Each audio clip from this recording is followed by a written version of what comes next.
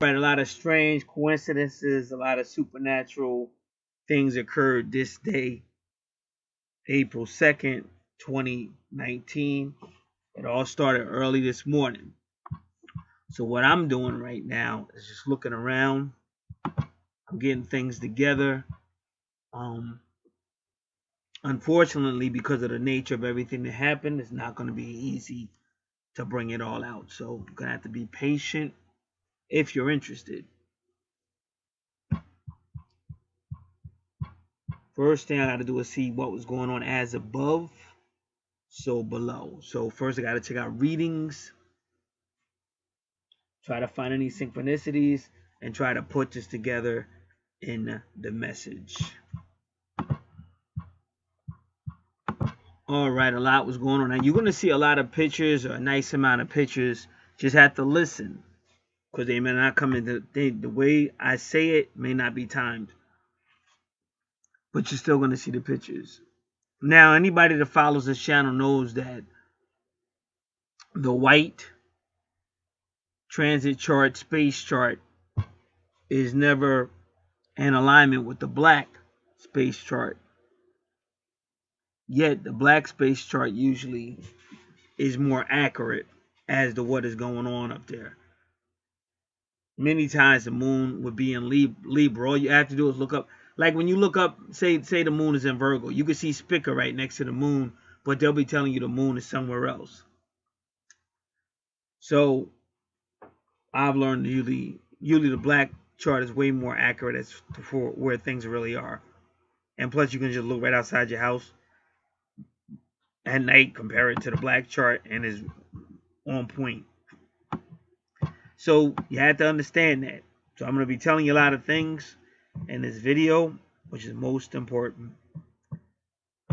And again, like I said, I deal with a lot of people. Some people are waking up.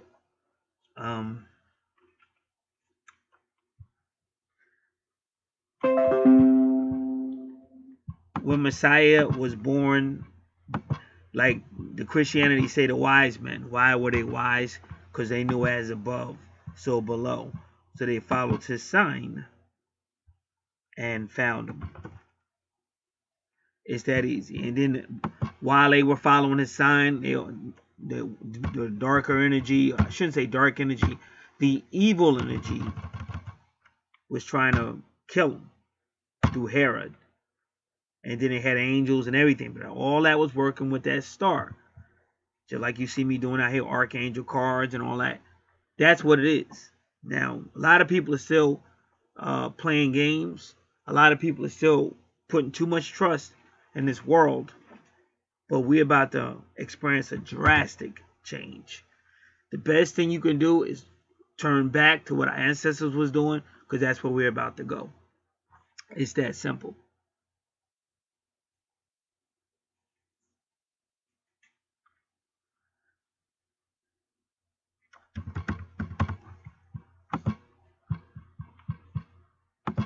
And you have to learn that every message, there's always messages coming. You have to learn how to pay attention, because messages are always coming one way or another. And that's following your intuition. And believe it or not, even your grandmothers and stuff like that, they was already doing that. Even especially people say from the islands and stuff like that. But it's always been that way. I remember a long time ago I visited some old lady. She was bedridden, and it was me, a few other people were visiting her. She is in the bed. We were sitting there, and her window was open, I guess to get air because it was summertime.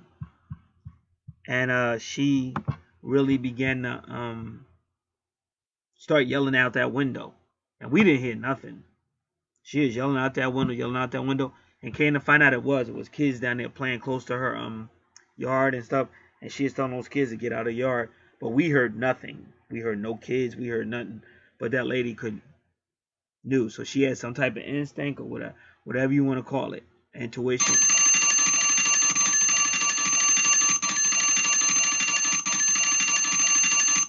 Whatever it was, but she had it. So like I said, I'm doing all this here now So you just have to bear with me because I'm trying to get all this together so that you can see what took place. And like I said, it's not going to be easy because what I'm trying to tell you all, if things was in place, it would be much easier. But things were not in place. And that's what's making me wonder why. So you gotta go basic with it.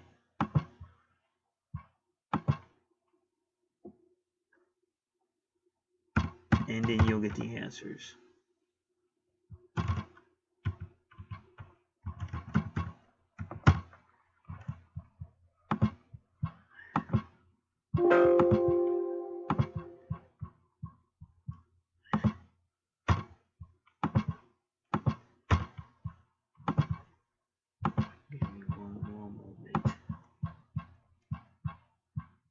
Now, what does happen though, you have to remember all this is energy.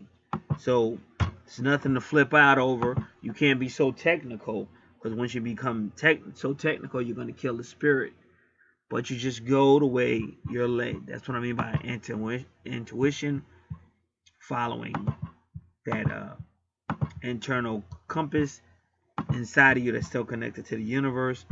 And they use this matrix to deceive you, to dumb you down, to keep you in a matrix. Use a lot of hallucinatory tricks and things like that.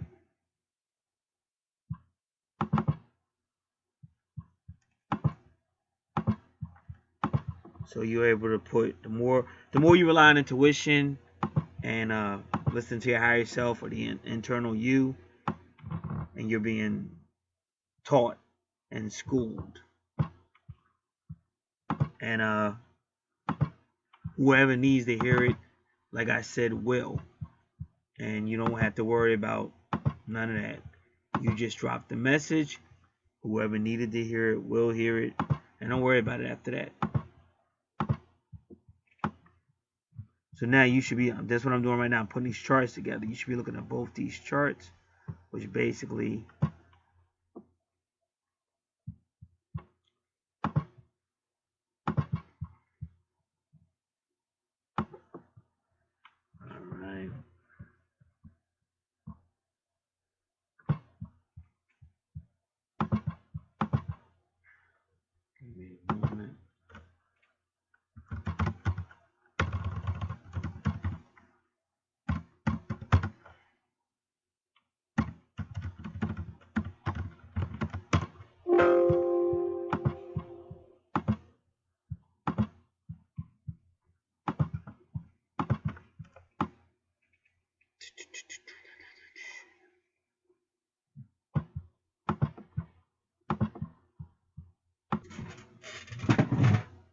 all right, so we're starting to move a little bit.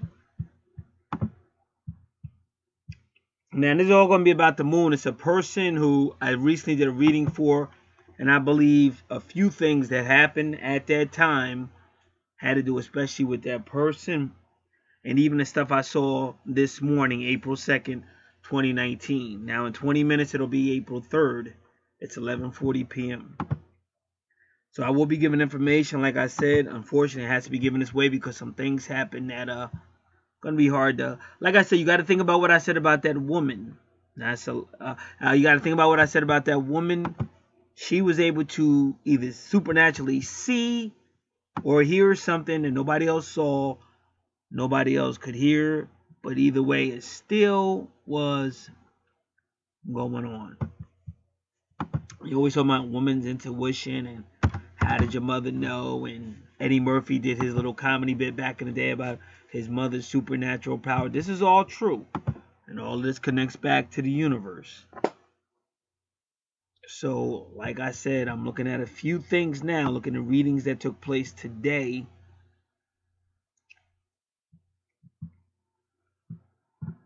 And then I'll begin to go into what I saw and explain any charts or whatever you might see in this video.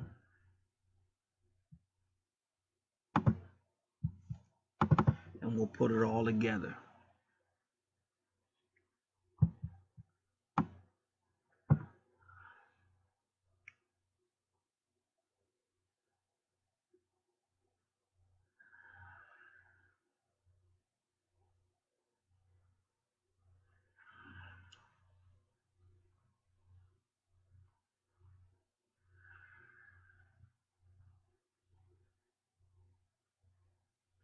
Now for today, Terry Nassan, who's one of the best astrologers in the world, probably in my top 3.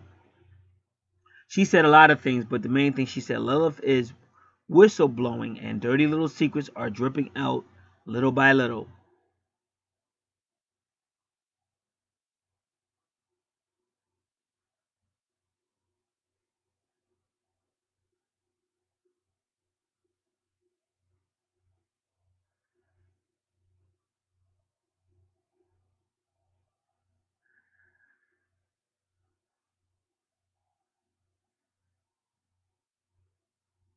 So she warned that she gave Leo a very strong warning, which was interesting.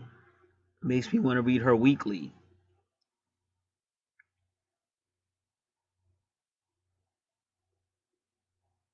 She said something about Leo.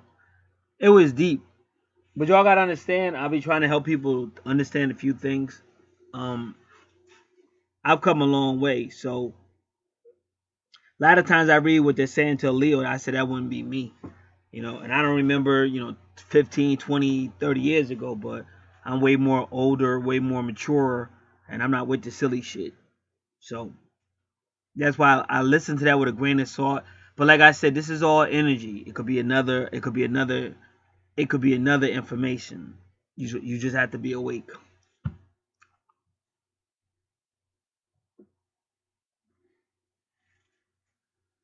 But the main thing she said, Lilith is whistle blowing. Now we'll keep moving on.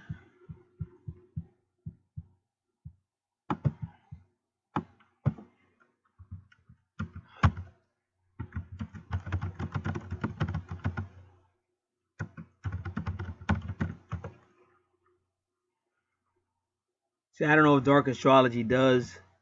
Let's see, this says monthly. I really don't want to do monthly. I'm looking for daily. You got dark astrology and you got dark pixie. 2 different websites. Have to be very careful.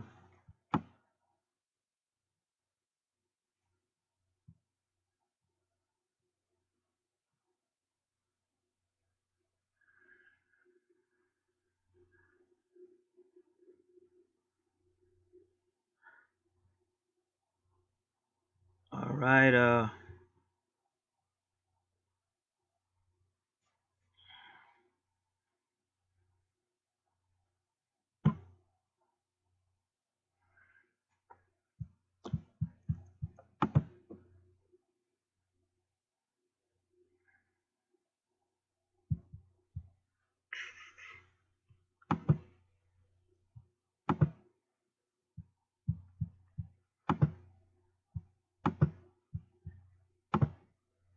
right. Let me see. Let me just.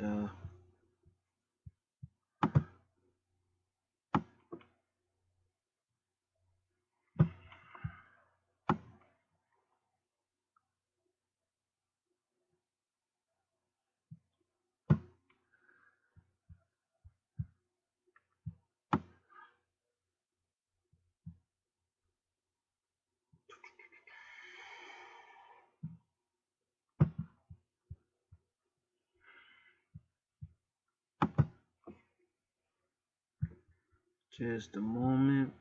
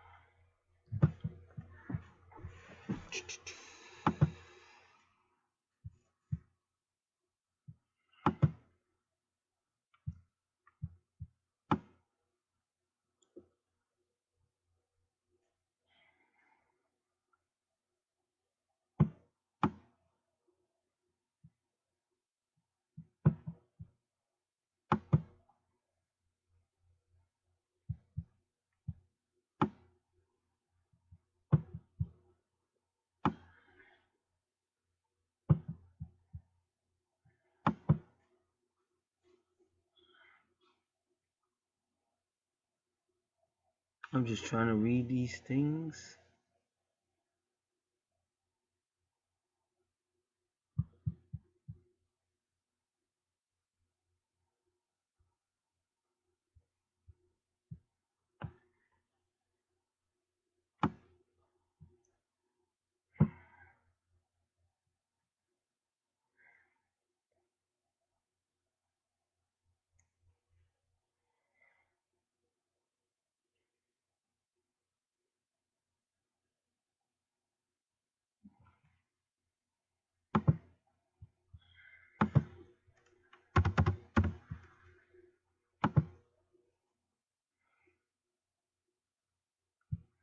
All right, I'm gonna read my moon sign for today.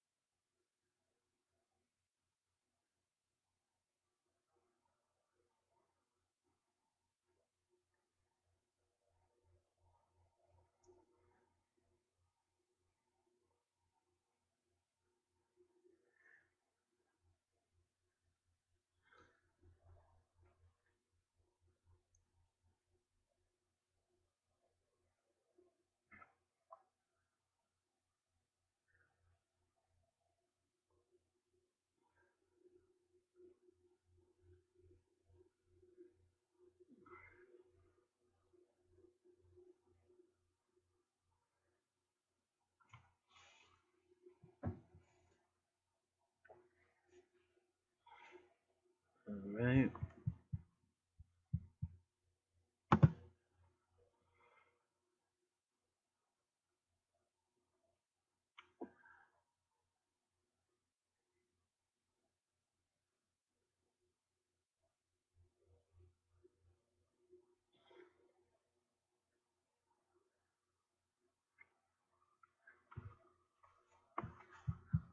I'm gonna put this on pause. I'll be back. Just so everybody knows what I'm doing, I'm looking over all the horoscopes for my zodiac, my sun sign, especially. I did my moon sign as well. And whenever you do your moon sign, you gotta go to the east. You gotta do a Hindu site because the west doesn't really deal with the moon sign. They deal with the sun sign and the ascendant. And I haven't been able to really do my readings like I used to. Been real busy. Main word that keeps coming up is intuition. Same thing I was trying to say.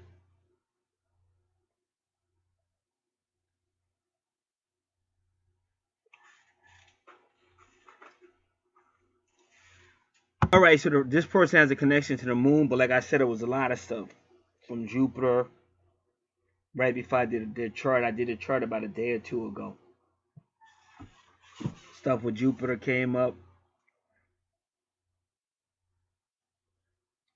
and then they told me they had a connection with the moon, which I kind of also am aware of that. Also, a lot of stuff. Yeah, because we were talking about the eighth house, and some of the people are saying that the moon was in the eighth house recently. I'm just trying to look. Reason, like I said, it's one of them things where this is an intuition type deal, and I'm about to explain to y'all why. I'm gonna have to take y'all back. So I'm trying to get these things, and I'm gonna be trying to put the pictures right in the video, so you might not see them the same time I'm talking about them, but you'll still get to see them.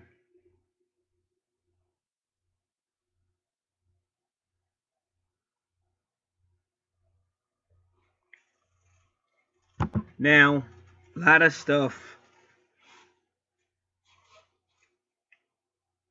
when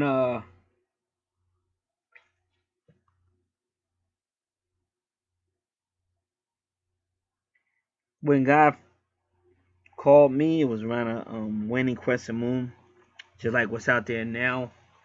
Uh,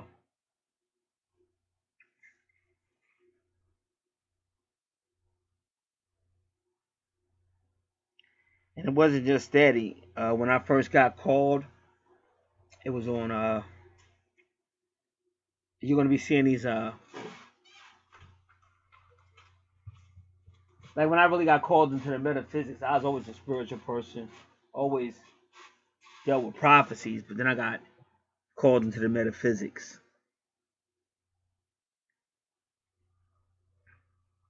So God called me. First I had a dream, because I didn't want to be a dreamer. That's why I said,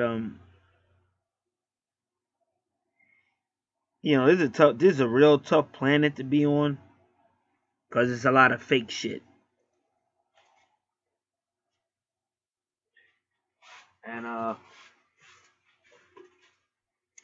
And that really makes it difficult. But that's why I said you would have to really study the Messiah. See, people don't even understand that. Everybody thinks they know more than they really do, and they don't understand that the Bible is an excellent book for metaphysics and what will happen to anybody trying to stay on a truly spiritual course. Because on this planet, they will nail your ass to some type of cross one way or another. And even the Messiah told your own family will betray you. So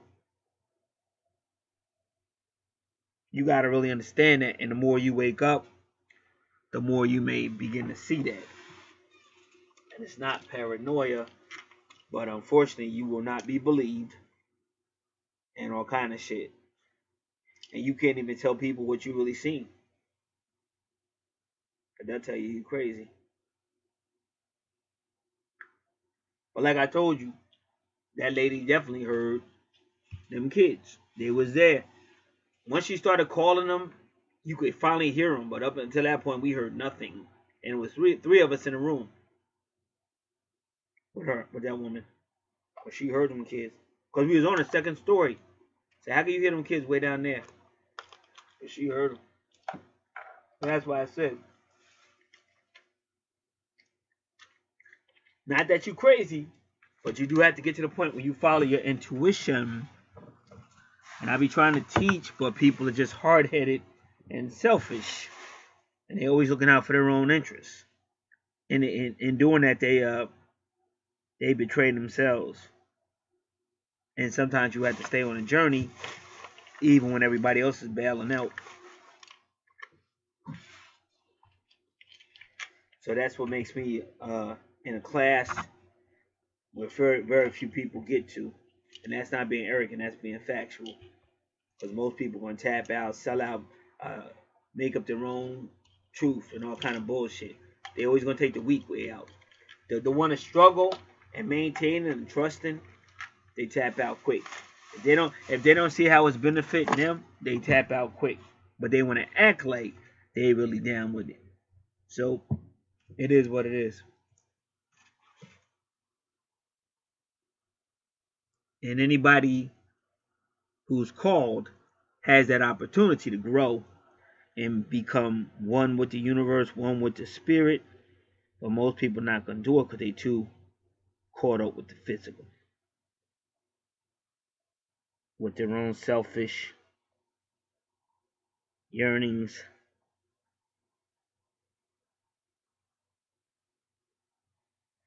So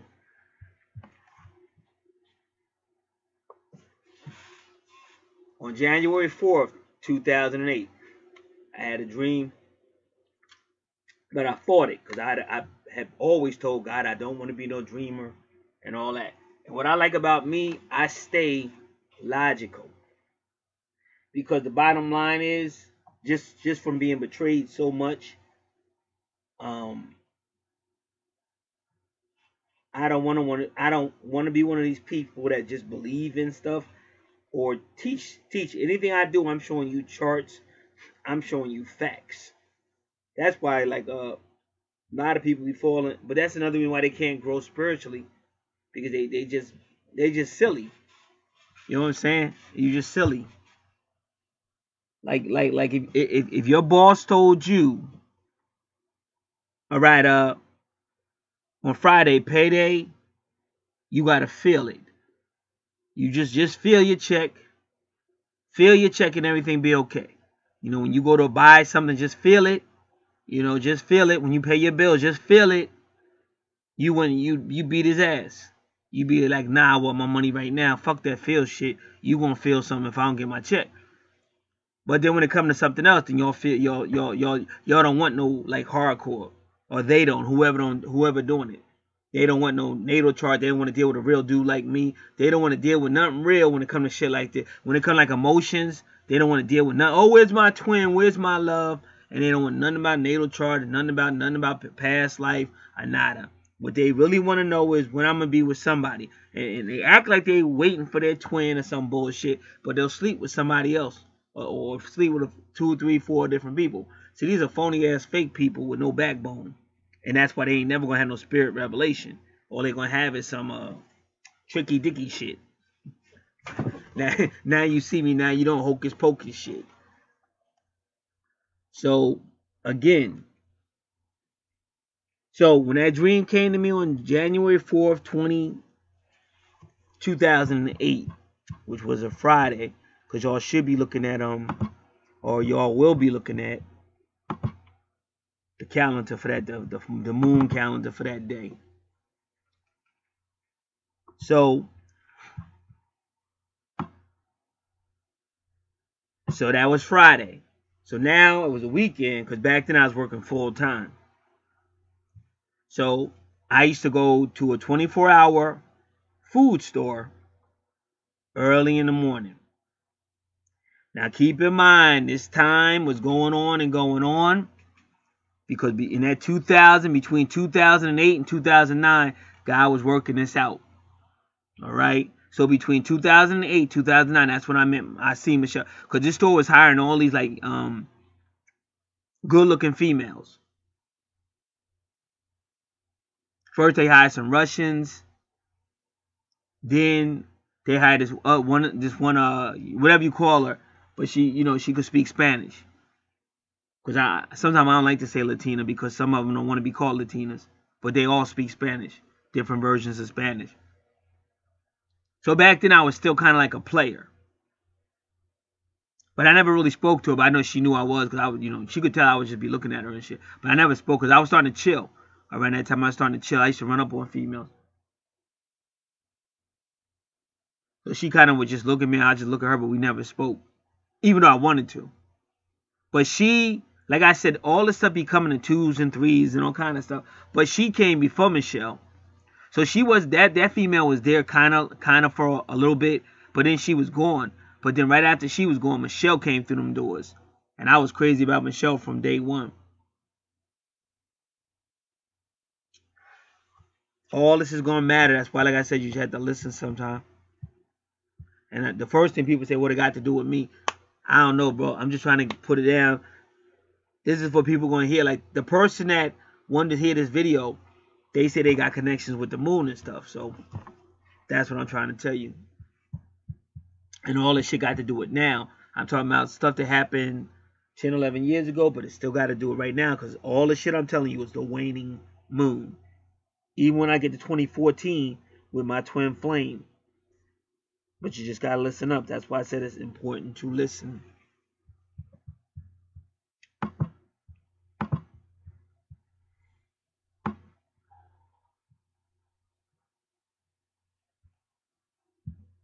So again, that was on Friday. I had a dream of the crescent moon, and I fought it.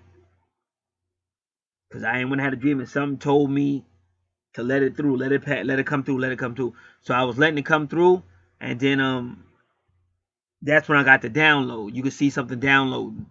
I could see it. So now I went there to that food store where I was yesterday morning. Same food store, just a different name.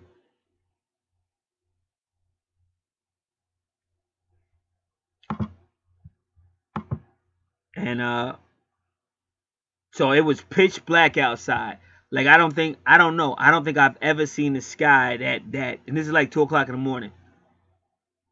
I don't think I ever saw the sky that dark in my life. Scary ass.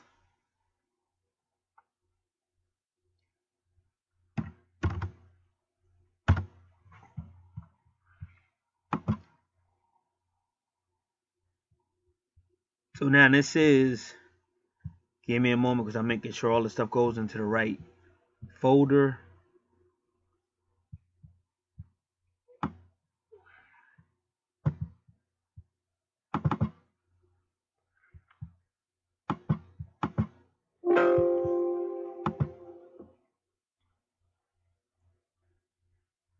So at that time I had that dream, the moon was it was a waning crescent, about 15%. Now, that was when I had the dream. That was January 4th, Friday. Now at that time, it was a UFO in Stephenville, Texas. You can look it up. And this was a big mothership. All this is on YouTube. All you gotta do is say UFO Stephenville, Texas, January 2008. Now, the Air Force sent out 2 F-16s to follow this thing. Same time this stuff is going on. Also at the same time, Barack Obama announced he was going to be running for president, and they was going, yes, we can, yes, we can. Also at this same time, that UFO was flying around President Bush's ranch in Texas. And that's why the F-16 started following it. Also, a book came out on Farrell and Kennington. And that's when I was being taught Barack Obama's connection to Farrell and Kennington.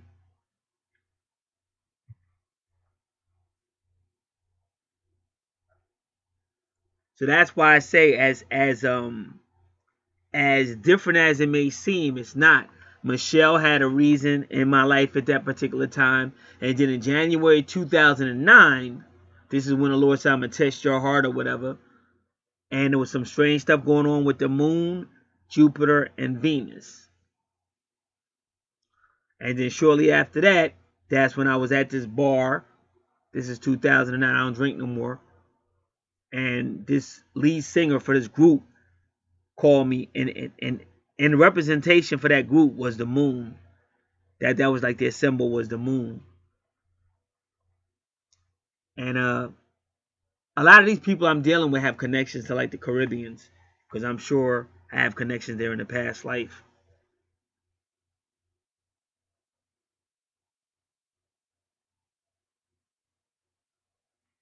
And so that's when I started hanging out with that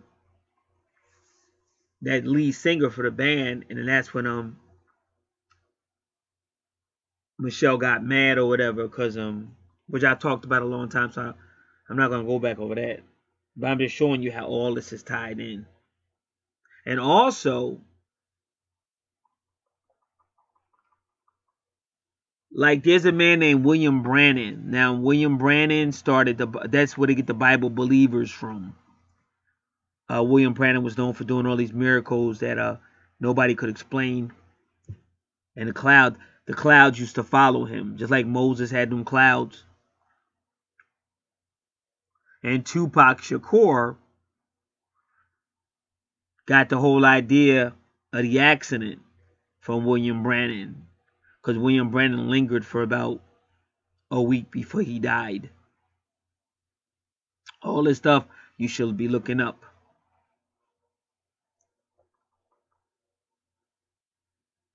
So the night I was supposed to go meet that female at the bar, well, first I was in Red Bank, because that's where I used to work. I used to work in Belford, which is close to Red Bank and Middletown. It's more close to the Middletown. But to us, it's the same thing. You know, just like around here, we got different townships, but to us, it's the same, because it's like a walk. You can walk across the street and be in a different township. But it's really Middletown, New Jersey, Belford, and Leonardville. But it's not too far from Red Bank. And that used to be all Native Americans. That's like what y'all might call them Moors or the ancient melanated people and stuff.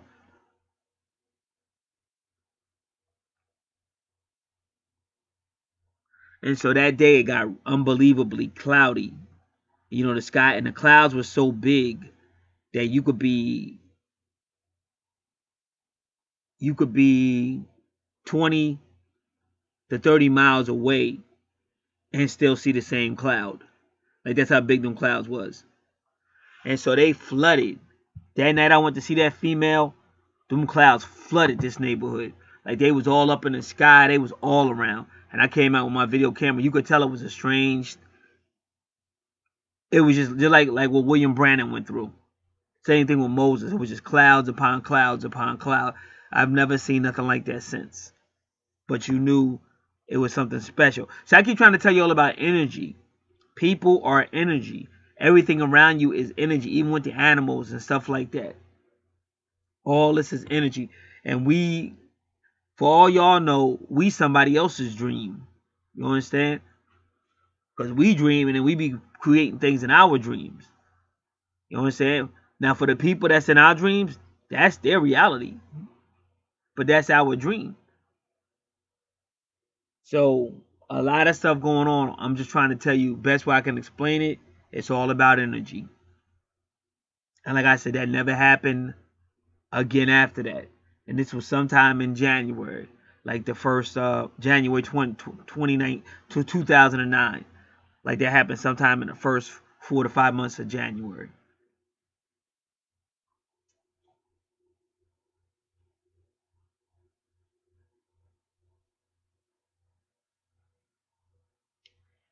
Now, after God told me, I'm going to test your heart.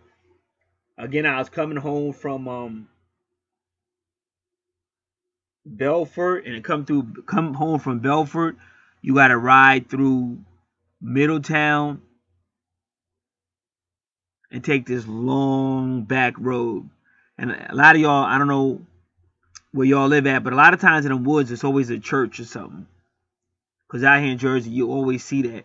You'll be driving around somewhere and end up in some woods somewhere, driving around through some woods, through a type of forest that they put a road through it, and there'll be a church back there. But I keep telling you, all that's about energy. And a lot of these areas, they look creepy. But I think that one of the reasons why a lot of those areas look creepy, because like I'm telling you, those used to be like what y'all call Native American stuff. And see, they overthrew them people. In fact, one time I put it up. But that police station, if you look at this emblem, it's Indians. Because that's who they threw, that's who they stole everything from. So the reason why them places look creepy and stuff like that, because them are still souls and stuff like that. But I'm trying to tell you, if you melanated, them are still your ancestors and stuff. So it's hard to explain it, but that's why it's essential that you go through them things and all that shit. And all that, like I said to you, you just driving through some woods. But I'm telling you, going through everything. It's all kind of energy you reconnected with. And that's why people be hugging trees and like I told y'all to check out a chick named Soraya, Soraya.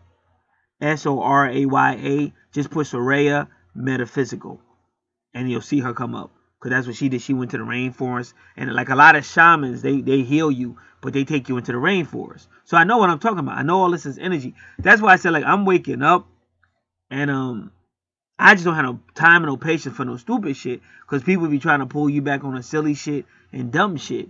And that's why I just don't care no more. Like, for real, like, I'm not, like, see, me, I'm a different make. Like, I'm not going to stay dumbed down once I wake up. That's just silly. But a lot of people do. A lot of people are scared, they're cowards, and they think they're going to lose something. But I'm telling you, you gain so much more. You just don't, you stop worrying about every stupid thing, and you gain so much more. And like I tell you, they say sometimes less is more. You know what I'm saying? Because this is the deal. If you're trying to ascend spiritually, metaphysically, and stuff like that, you really don't need nobody around you that's going to keep on pulling you back down the third dimension, all that silly shit. So that's why less is more. Because that's less weight you got to carry.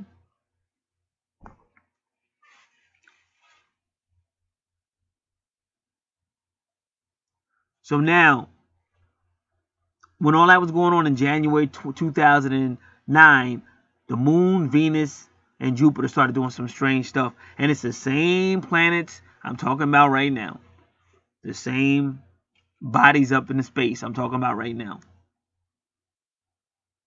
That's why I said all this is connected. So now in 2004, I had that dream of the crescent moon. And y'all should be seeing a picture of it in here. January 4th, 2008, which was a Friday. Now, I go to the store January 5th, around 2 o'clock in the morning. Go to that 24-hour store. Probably saw that other female. But they was both. That's why I keep telling you, they come in twos or more. because they was both light skinned and they was both Spanish speaking. Now they might not have been the same ethnic group, but they both worked there. But I think Michelle started after that female had just left or something. But this was all about energy. So when I came home that night, like I said, it was dark sky, pitch black, dark skies. Nothing up there. The skies was just black.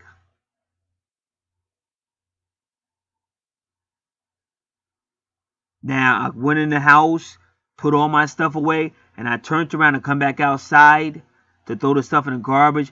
And when I turned around, I saw that crescent moon y'all looking at, January 5th.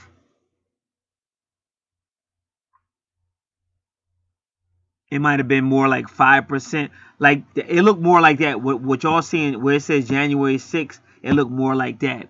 Because it was very little white left on that moon. And it was pitch black, but you could see that moon.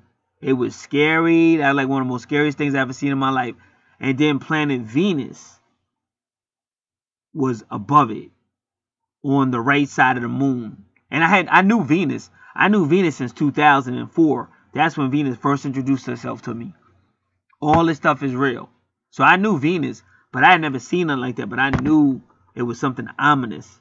And I knew stuff was about to change. And at that time, I didn't even know about the UFO, the mother plane in Stephenville, Texas. So that's when I first got my calling into the metaphysics, through the crescent moon and Venus. And it's still about, well, you know, the high priestess is also the crescent moon. And it's still about love. It's still about Venus. But it's just deep. Because, see, Venus was always big with the ancient people. See, me, I'm pretty sure I was connected. See, a lot of stuff, that's why y'all need to check out a female called Checkmate. And I'm going to tell you how you can find her.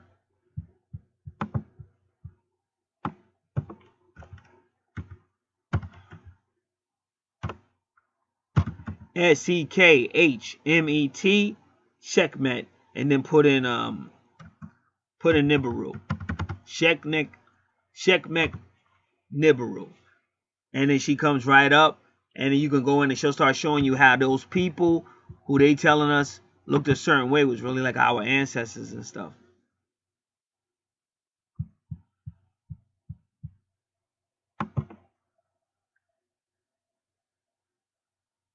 And she just dropped she dropped 2 new videos.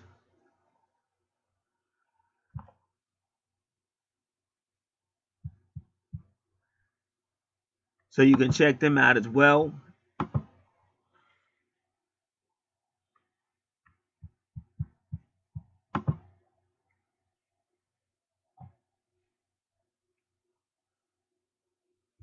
So now, this is what I'm trying to tell y'all. Now I'm going to go to my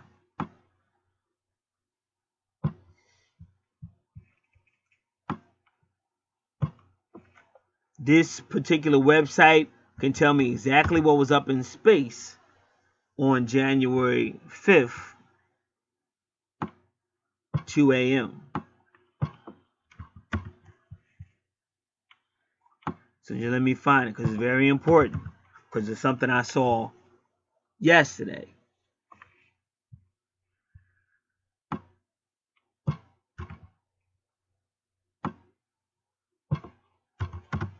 And that's why I said this isn't going to be easy.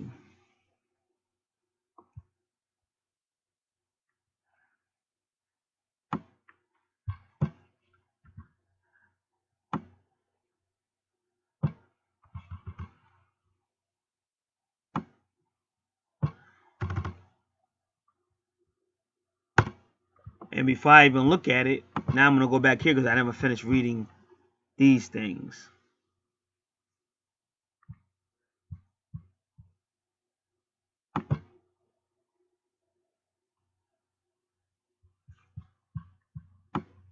See, when Jupiter introduced this, not introduced it, but when Jupiter got my attention a few nights ago, right before I did this person's natal chart, Jupiter was in Scorpio.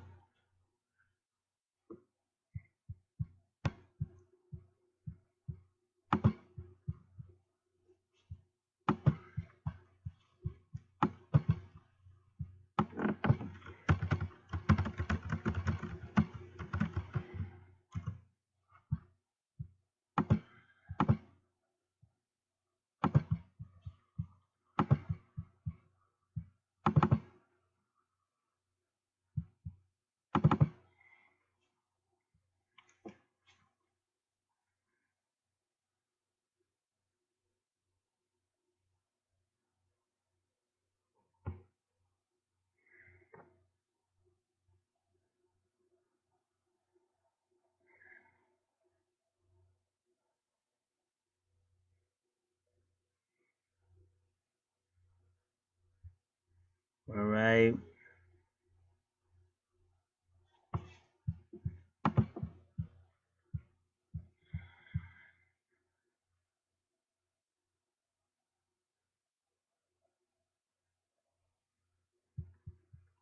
So just give me a second.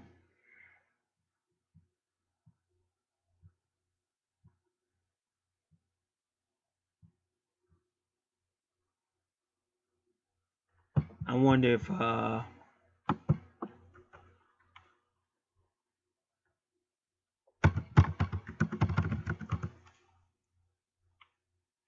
okay, let me see. Astrology King.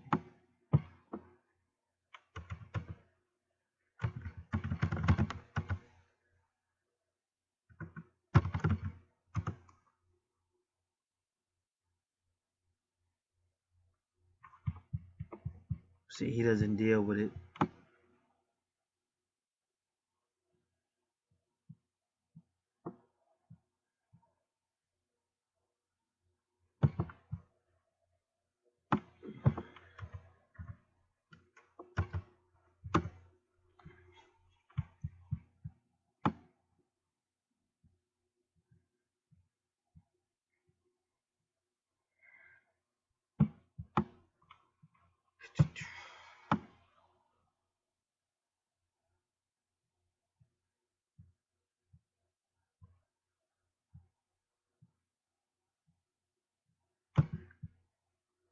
We'll use Thought Code, which is Molly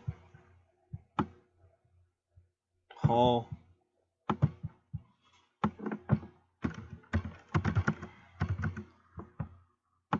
Saturn and Sagittarius.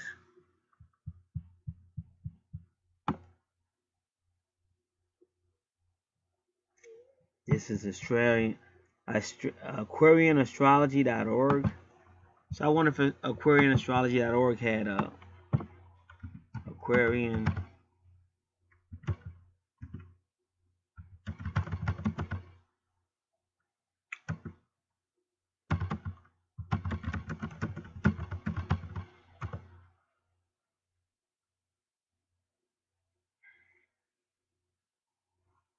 Yep.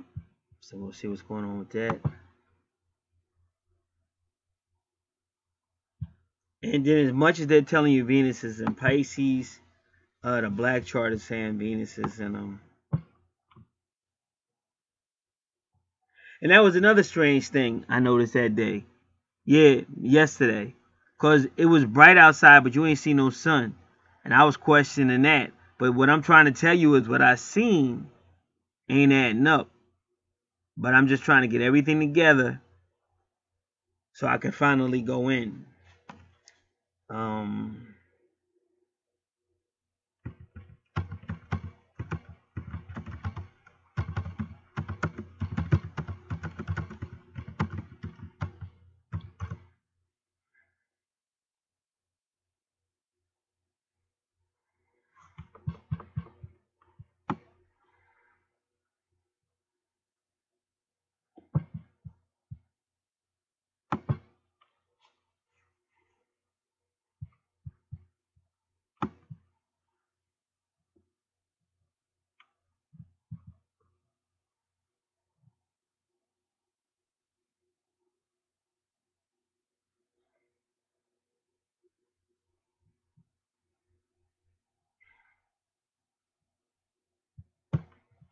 Give me a second.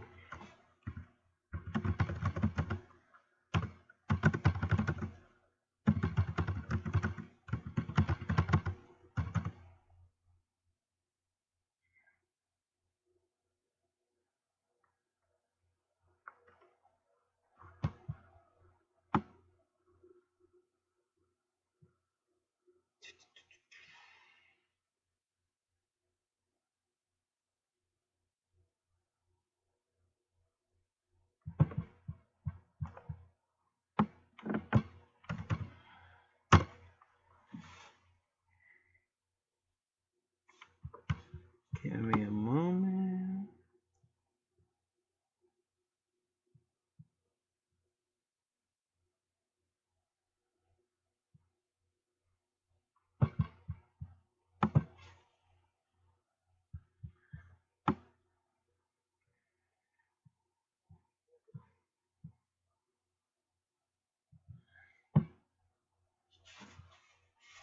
All right.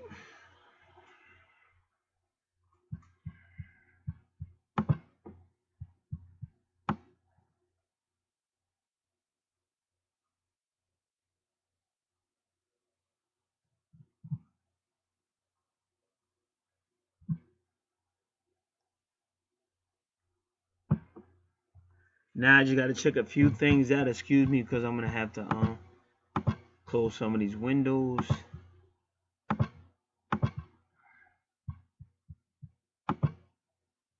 And I still want to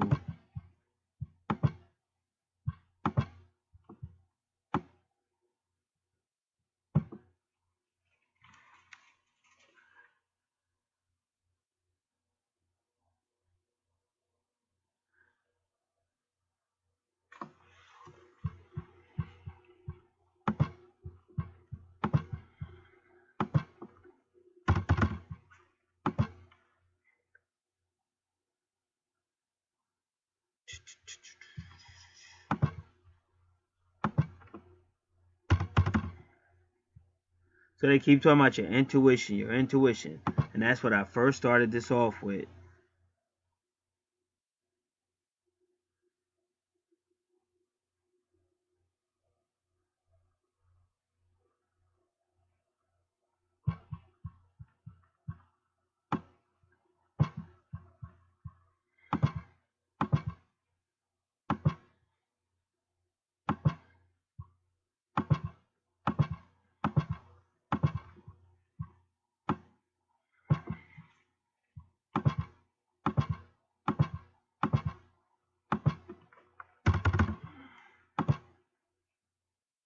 All right, this is Michelle Knight for April 2nd.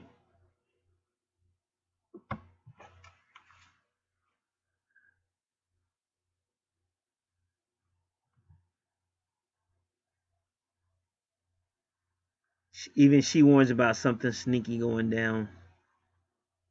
She said there are even some sneaky moves afoot to open the doors to the past and second chances when it comes the all times fun, playful, and even romantic adventure you may have missed out on. Perhaps you were too busy. If you have issued yourself rain checks in the past, these are now starting to become due. Because that's what I'm trying to tell you by what I've seen. But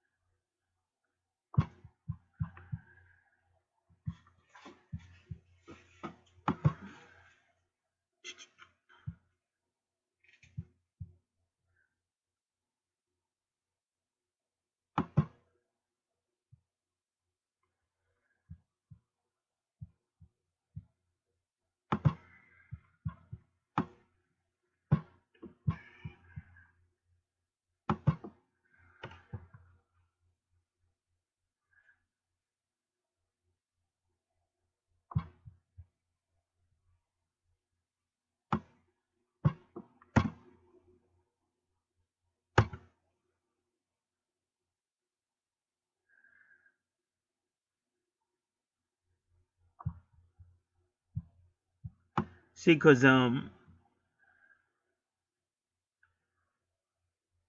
what I'm trying to tell y'all, what I saw that night on January 5th. Now, what I saw was in the reality. This ain't no BS. Now, the dream came first. First, I dreamed about Venus on a Friday, which is Venus's day, just so y'all know. But then that Saturday, I saw the reality of it. But according to this, Saturn was in Regulus, right next to the heart. See, I'm the lion, heart of the lion at that time. Now, y'all may not notice, but on the past Friday, the moon, you can look it up, the moon swallowed Saturn. Like the way it passed, it looked like it actually ate it and then spit it out. Because right now, Jupiter is in the vicinity of Saturn. Jupiter's in Scorpio, Saturn's in Sagittarius. But if this is correct, and it should be, because I'm double checking everything,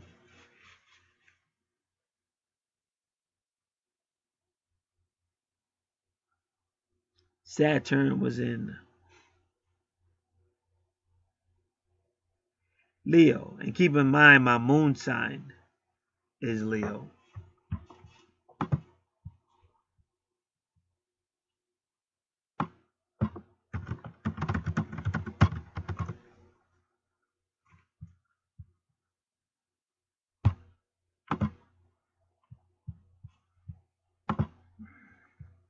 But now I just have a question.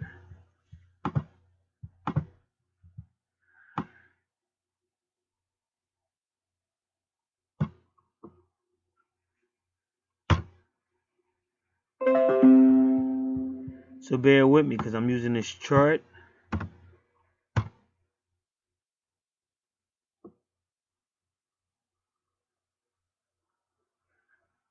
All right. Not bad. And it was in the southeast. Yes, it was. Finally.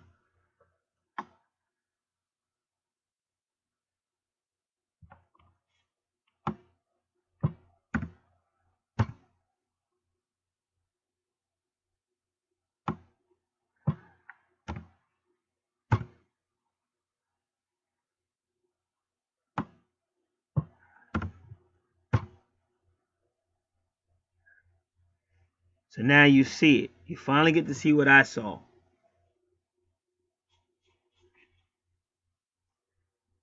So the moon was definitely in Venus in Scorpio. See, because the Scorpio constellation, that's a lot of, that has to do a lot with the underworld. So Saturn was in Leo, and the crescent moon, Venus was with the crescent moon in Scorpio. And that's when I got the calling.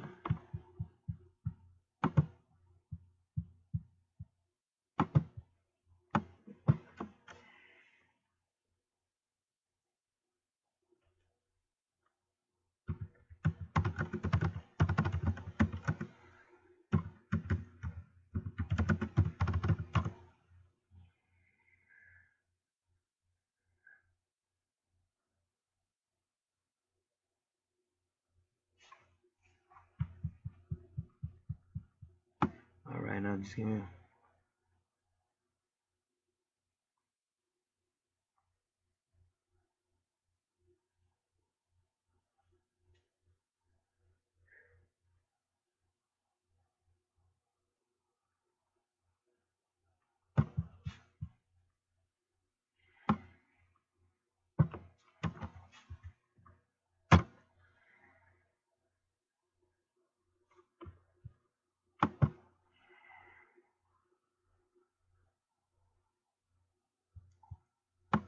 Now, tarot cards, Venus would be the Empress card number 3. The crescent moon would be the High Priestess number 2. And remember, 23 is the number of the people of God, connects to the Sirius constellation. On the 4th of July, they're celebrating Sirius A, B, and C, red, white, and blue.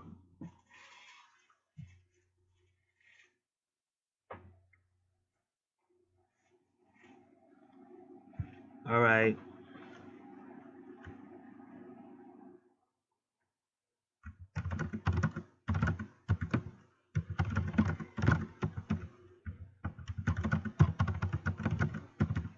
And remember, a lot of those countries in the so-called Middle East or whatever celebrate the crescent moon.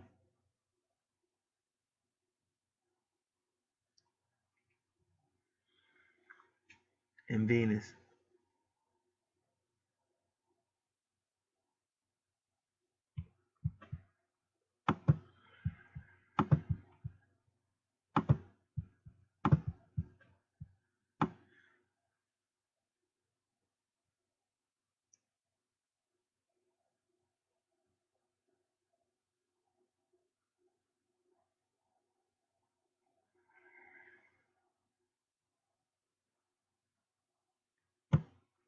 All right.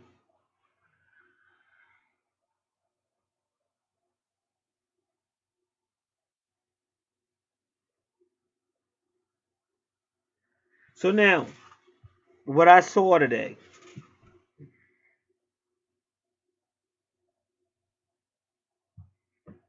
When I came outside early in the morning around 6 a.m. to go to that same store, it's a different name, but it's the same location. It's actually about 3 miles west of the beach being the Atlantic Ocean to the east. But you can see the sunrise over that area, and you can see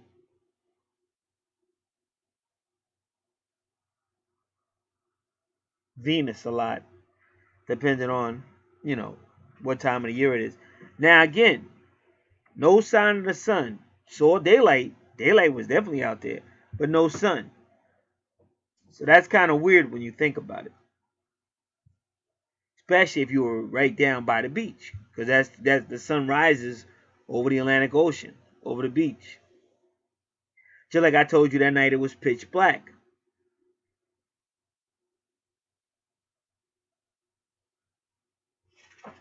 But yet I got to see the crescent moon at about 5% and Venus hovering over it. And I told you a lot of the supernatural stuff that was going on.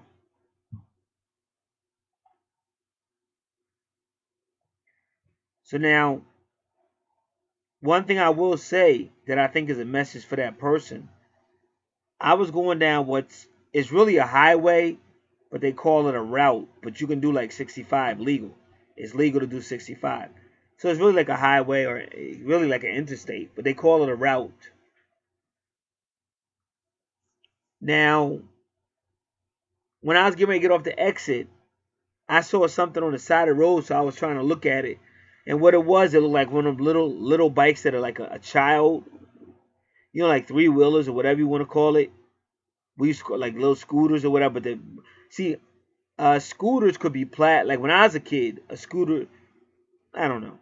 We called them the big wheels or something. It's going way back. So let me just look it up. But they got ones that are also steel. But a big wheel was like back in the day, a big wheel was plastic.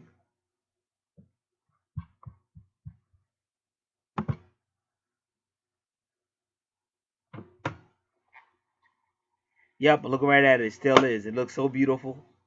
I used to love those things, boy. So if you get a chance, if you don't know what a big wheel is, look it up. Yahoo search. They are so cool. As soon as I looked at them, I started feeling really happy and shit. Used to get them for Christmas. But anyway, this type of bike was on that area, but it was metal though. But I was saying, but y'all gotta hear what I'm trying to tell y'all. Why would it be out there on the side of the road? I mean, this is where cars be going by at 65 miles an hour, and there's no stop. Like it's nothing out there but woods. You have to get off the exit. Like if you want to go to the restaurant or go get some gas or something to eat or use a bathroom, you got to get off the exit. So why would somebody's scooter, I still call it, I just say scooter or big wheel, why would it be out there at that spot? See, I ain't got no kids, so I know this wasn't a message for me. I'm thinking it's a message for this person. And that's why I know it's taking me a long time, but I'm sorry, but I'm getting hit with a whole lot of information.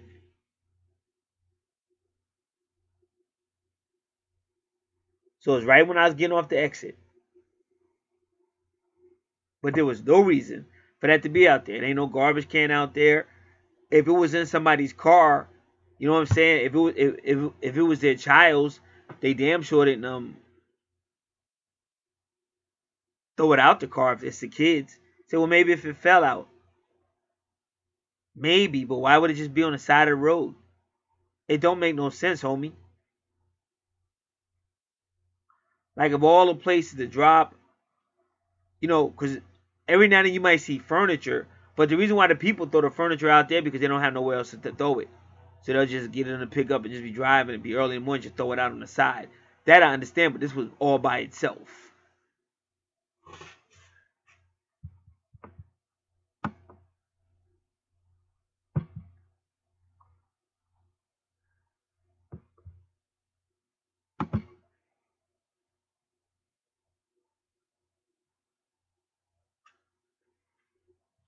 So that was scary to me, and I felt like it was a message.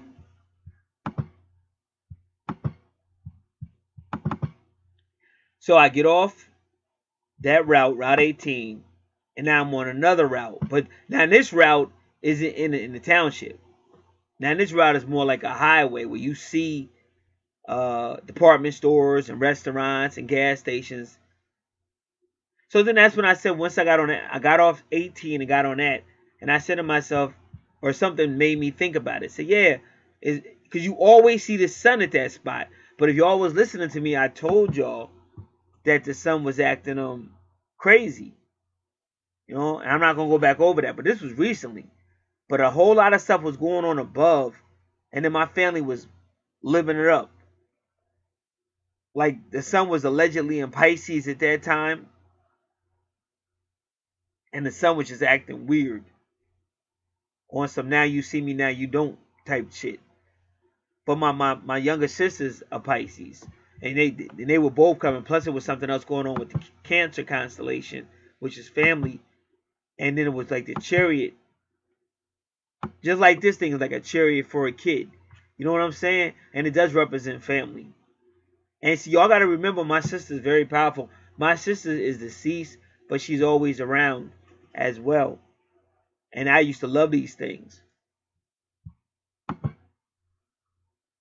So I don't know. Maybe it was a message to me. I really don't think. I don't feel that it was, but I do know my sister she be anything with the family.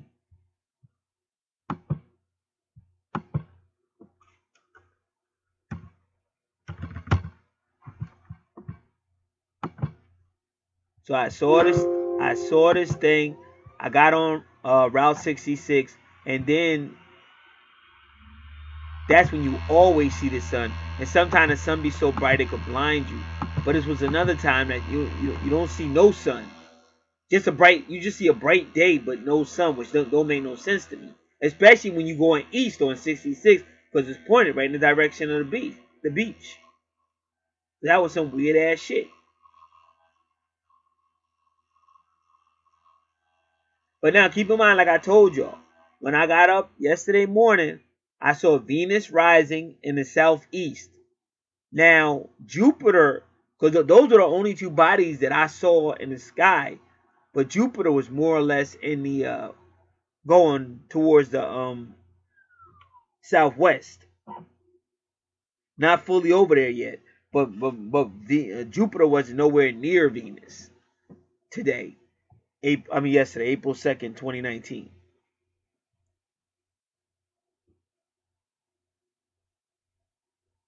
So now, once you get off Route 66, it's a road I got to take to come home. And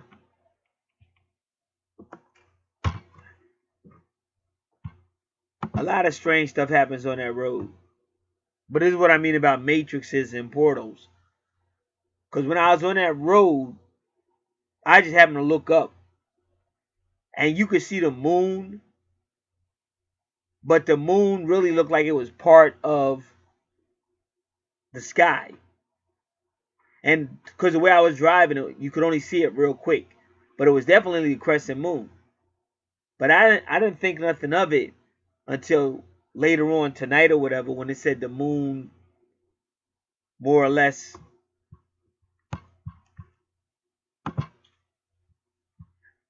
give me a second.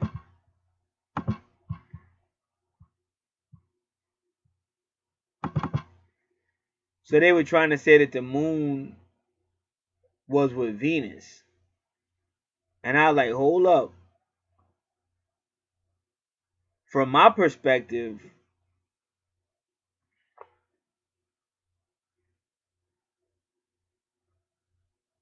I mean, like from my perspective, the moon, that crescent moon was nowhere near where I seen Venus. Nowhere near. Venus was by where the beach, like southeast, by the beach. And plus, I gotta ask y'all a question. I was standing right there in the parking lot. You know what I'm saying? And I seen Venus. Wasn't no moon by no Venus.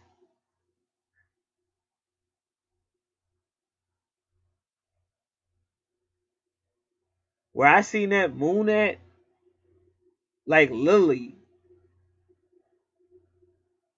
cause y'all should still. I don't know how I'm gonna do this, but I'm probably gonna have to leave this picture up real long. The picture with the two transit charts, and then all these other pictures I'm talking about, you're just gonna have to see later, like at the end of the video. You'll still see them, but at the end of the video. Because okay, y'all see where the sun is at.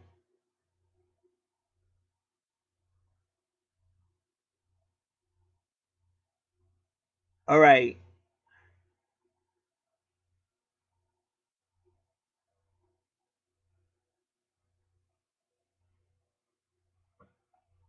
Well, where that sun was at, more like well, it was southeast. So let me see where Venus. See, Venus is down there. You can barely see her, but it's the moon and Venus and Mercury and Neptune.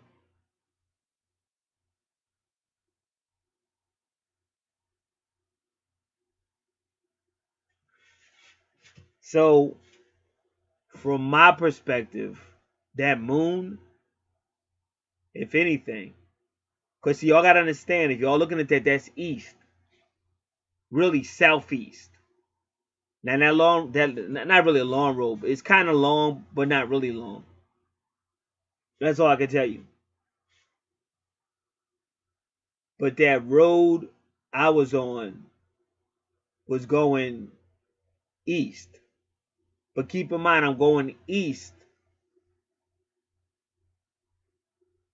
but I'm coming from the west. And then when I turned my head to the right and saw that crescent moon, but it really looked like it was part of the sky, but it was definitely the moon. But that would have been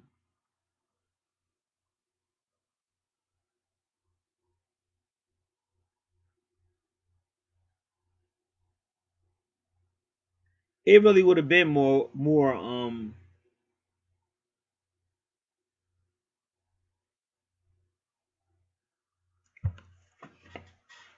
from my perspective, it just wasn't southeast.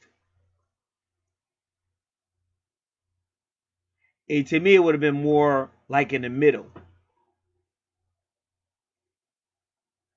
It would have been more like southwest.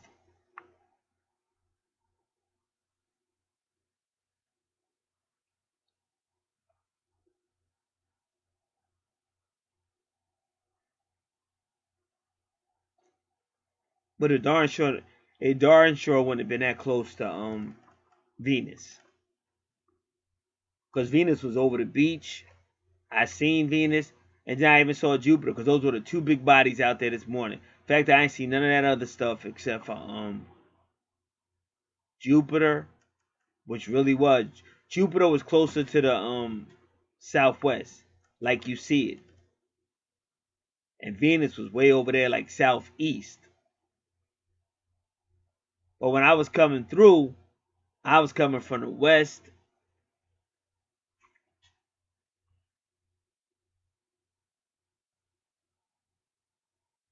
And then I looked to the right, which means it would have been, it would, like I said, it would have been southwest.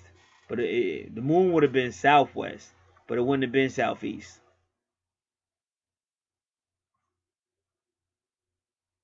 But that's that weird shit I be trying to tell y'all.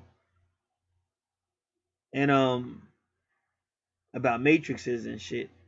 Cause I remember the first time I ever seen a blood moon. Cause I used to be riding around all the time. I used to drive and drive and drive all the time. Be out there or early in the morning, didn't matter. I'd be driving. And I remember one time I was driving around. I ain't see no moon. I was in the same neighborhood, just a street over. I'm in the same neighborhood, a street over, and then I seen a blood moon. And I was going, how the hell? How can I not see this moon on the very next street? But on right around, it's right on the very next street. The moon is there. The blood. That was the first time I ever seen a blood moon. That was a long ass time ago. So I probably just called it a red moon. I said, what is that? That was long before prophecies and all that about blood moons and all that. This was a long time ago. This might have been like around 2005 or something like that. But the thing was, how was it on one street and not on another, and the streets is next to each other? So that's why I be telling you, it's just so much more to this universe we in than meets the eye. So right now you got to study. Now that I told y'all all that, now we got to try to figure out what all this shit means.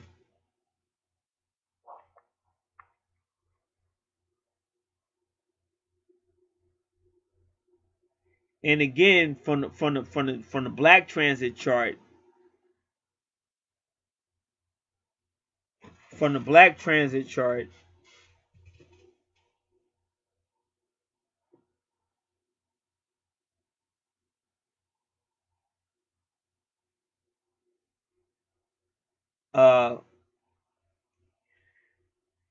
Pisces is also, it's in Aquarius. It's not in, I mean, Venus is in Aquarius.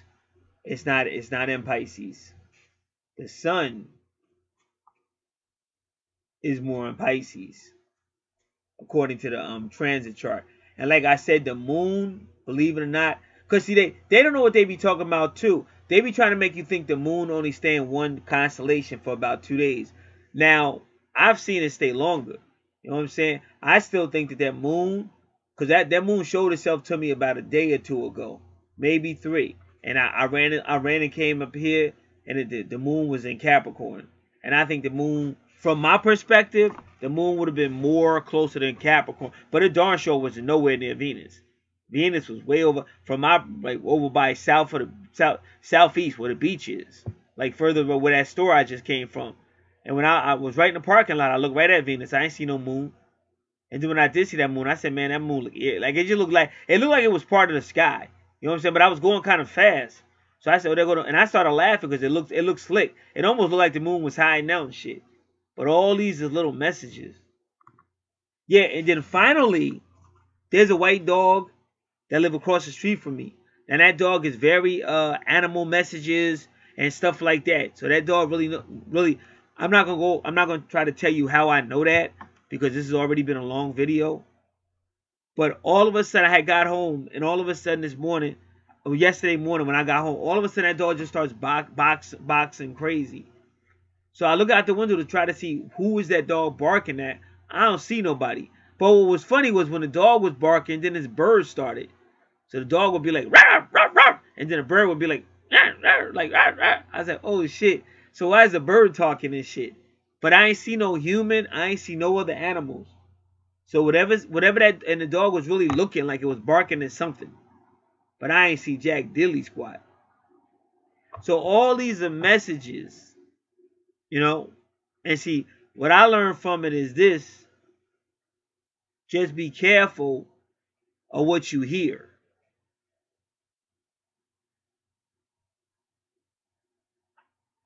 That's what I'm getting from all of this. From me personally. Take everything slow and be careful what you hear. So now that we went over all that information, and let me get these out of here too. Give me one moment.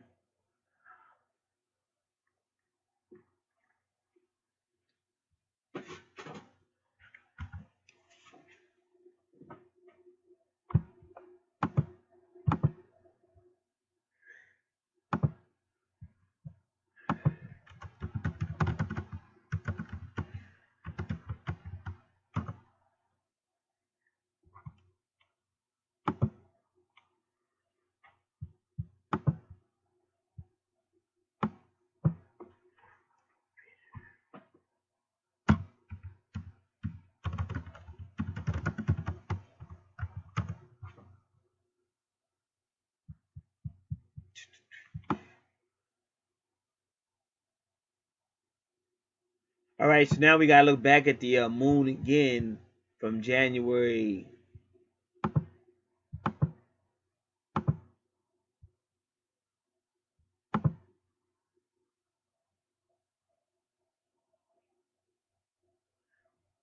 All right, give me a moment.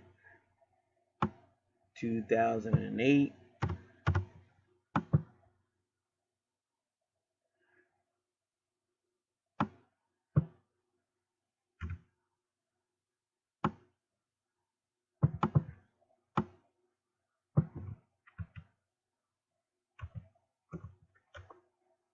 Come on, man.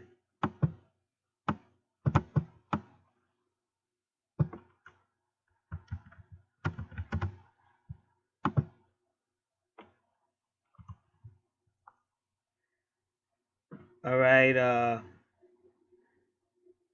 waning crescent moon.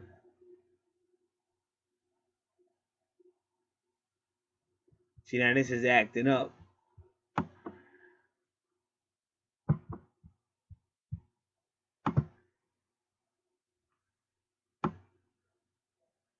Oh yeah, well we already found out that this shit be wrong. See, the black chart is the black transit is usually more accurate.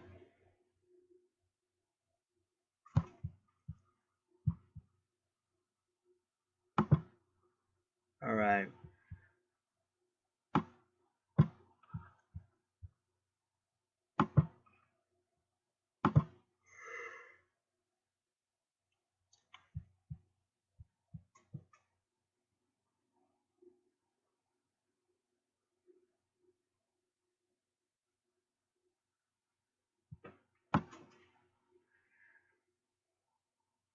All right, give me a moment. I gotta go back again. What's the moon phase? Who is this guy?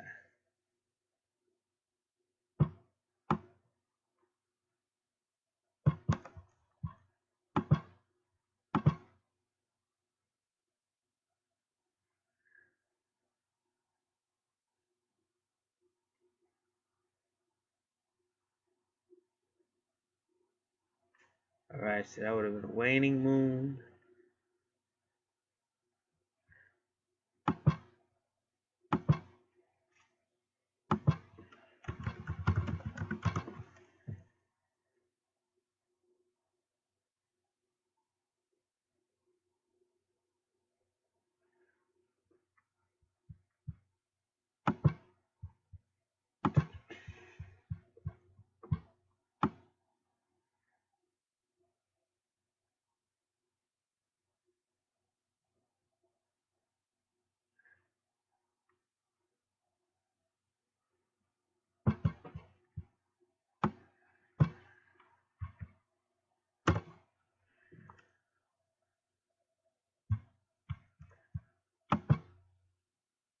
All right, so now we're gonna try to figure out a lot of this stuff.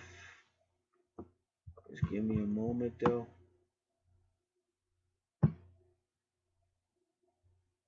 So I know the timings of this stuff is not always on point, but pretty much it's still what I saw though. When you see that Venus, only Venus was to the right of the moon.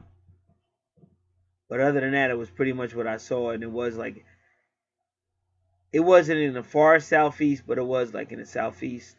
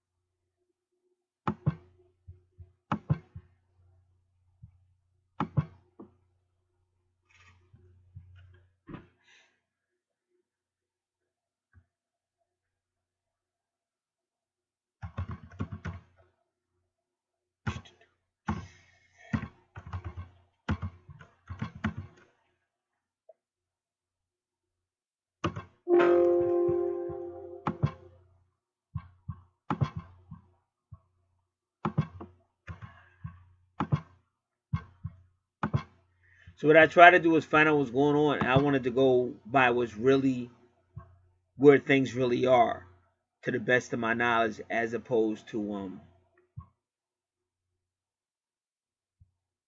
what anything else is saying.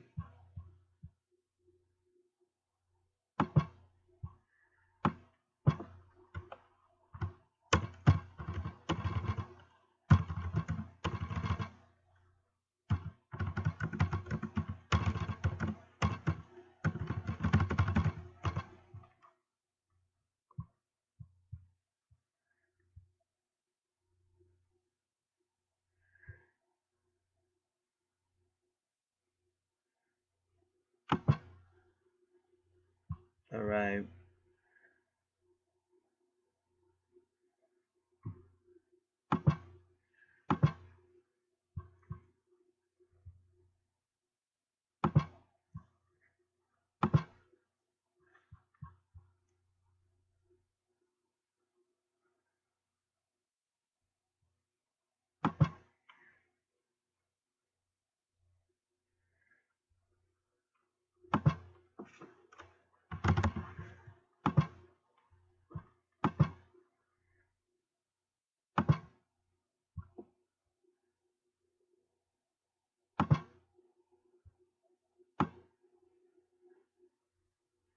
So they say Muhammad Ali was a moon in Capricorn.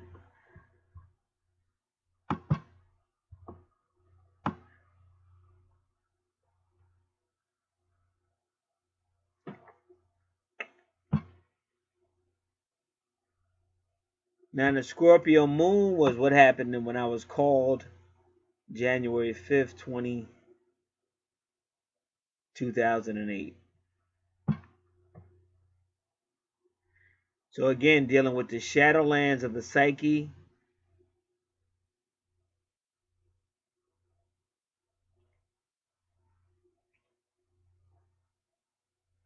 Scorpio moons are masters of subtext. They can see things that nobody else can.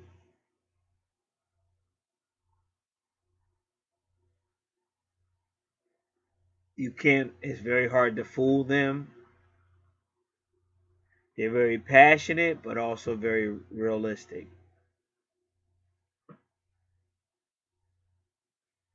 And they can be very secretive. They don't want to get too close if they've been burned in love before.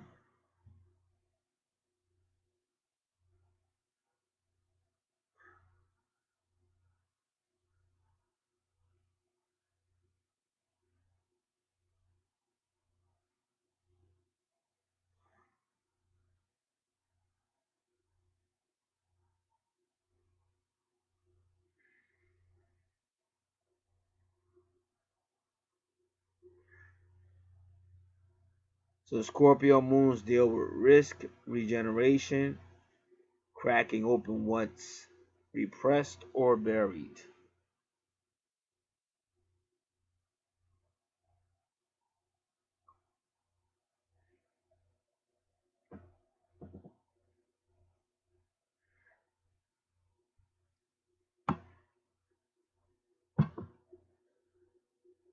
The moon is in detriment in Scorpio.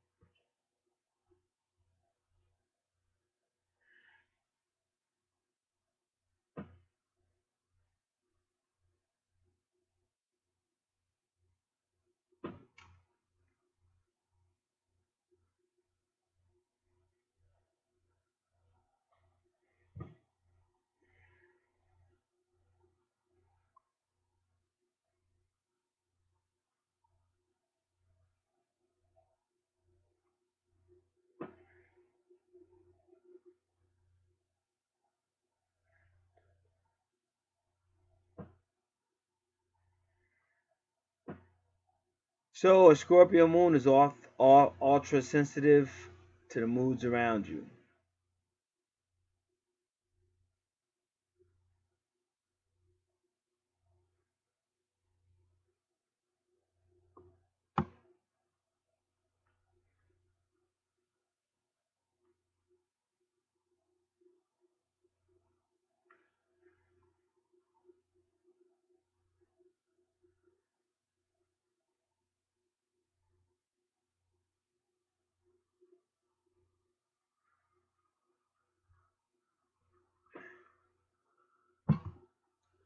So again, that was 2008. Yeah, we already talked about that a little bit.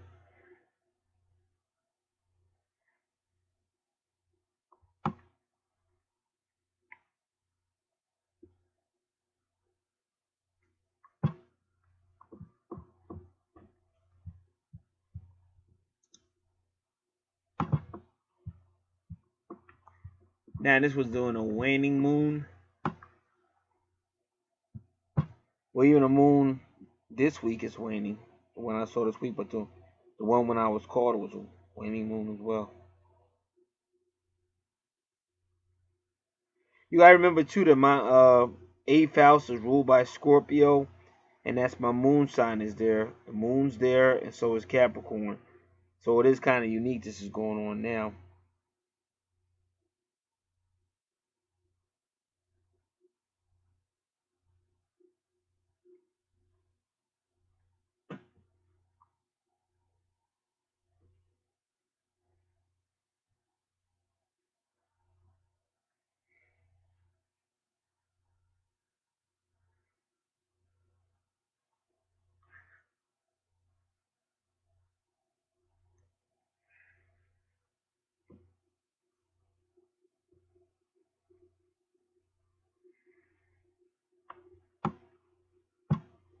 So the waning crescent moon.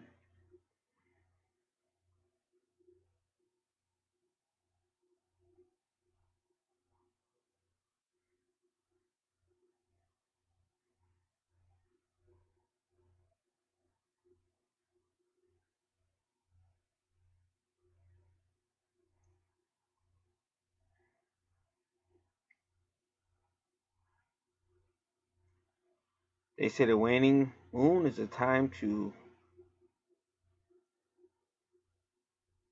tie up loose ends. Prepare yourself for new beginnings.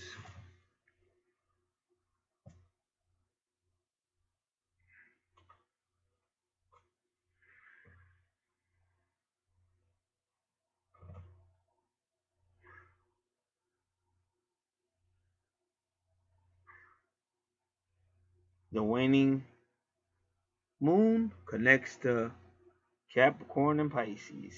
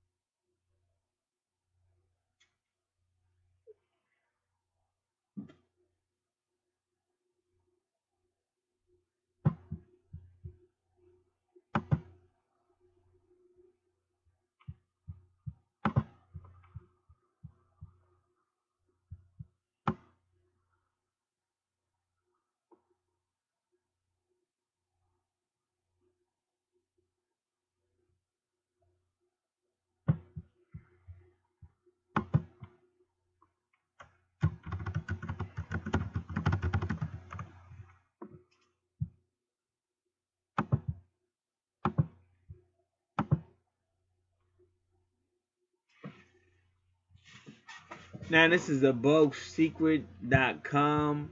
They say the star and the crescent moon is a symbol of Satan. And ironically, we are hearing a lot about Saturn right now.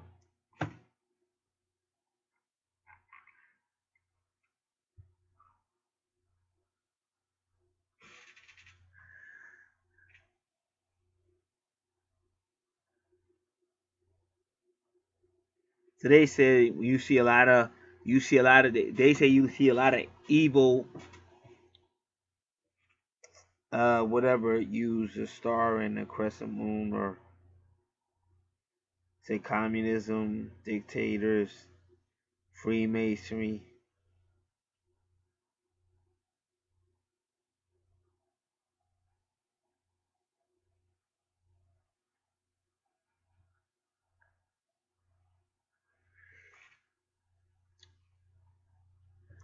So now they're saying the same thing that us Shekmek is saying about The architect deity is Sin, aka Nana, the god of the moon, and Mesopotamia mythology. And then they say Samaria, just like she's talking about right now. That's interesting. Checkmate.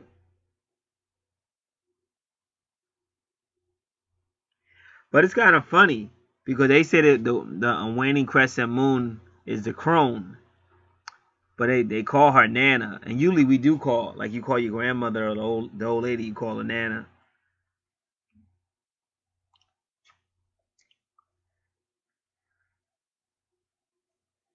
And then they talk about Enlil, whose name is a lot like Tupac Shakur. It says Ashur, Assur.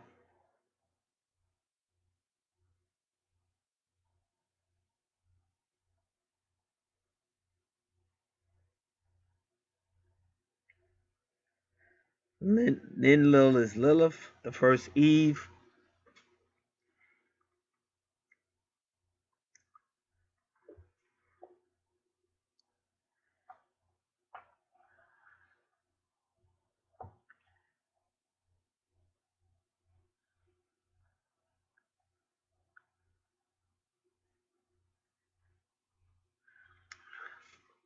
So the crescent moon is evil, and the star is Venus, Ishtar, Inanna, Aphrodite.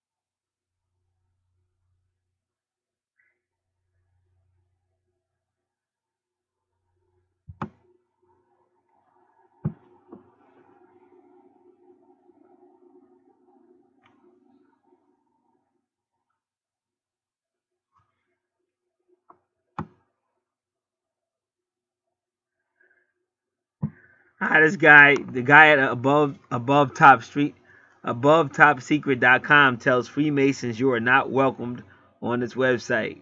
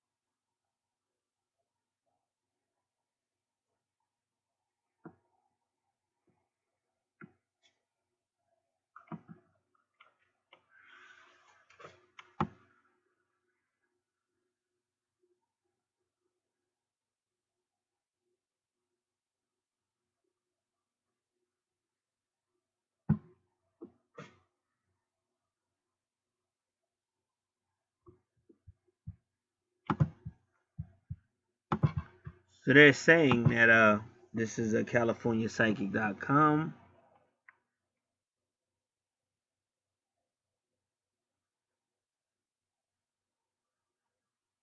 They said a very special alignment of Jupiter and Saturn, and that's kind of going on right now, to be honest with you.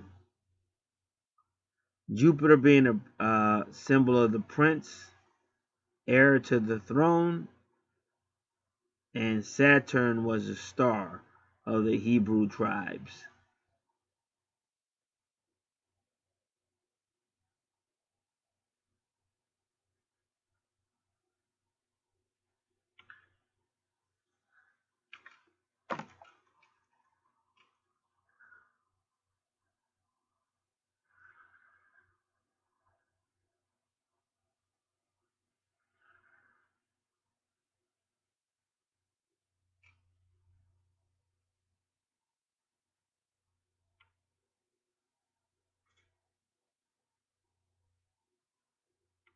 So the crescent moon could be the symbol of starting something new, a new project, or the birth of children, new leaders, or even new ages.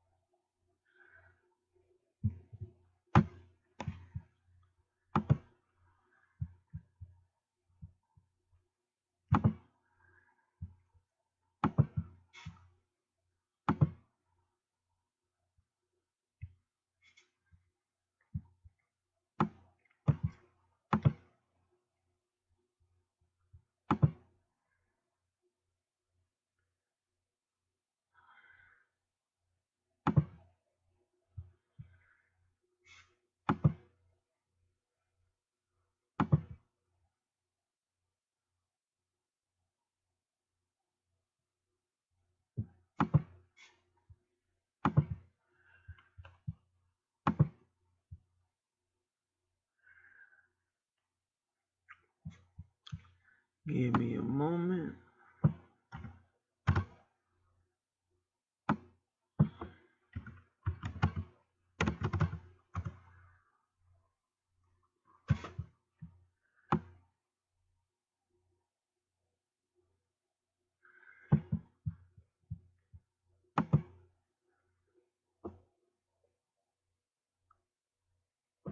So waning moon can imply a decrease in energy or a reduction in activity.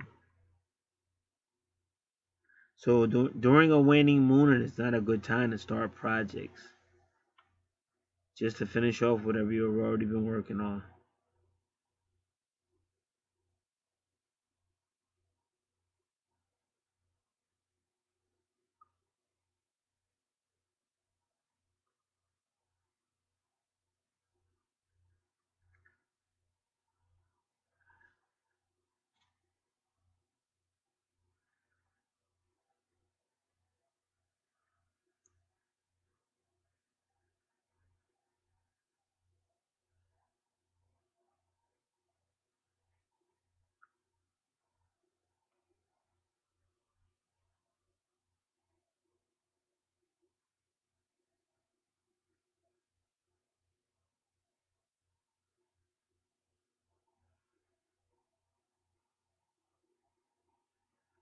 So during a waning moon, it's not a good time to start new projects.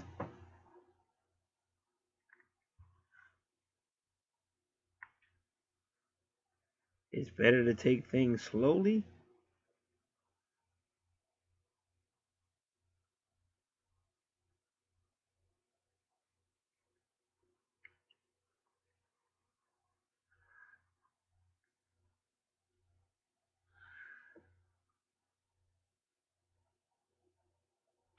and save energy for the future.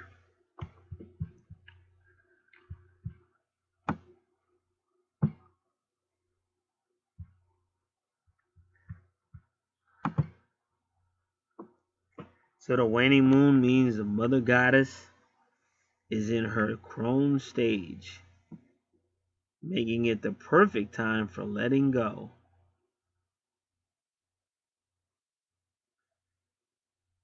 Clearing away, cleansing, releasing, shedding old patterns, and undoing bindings.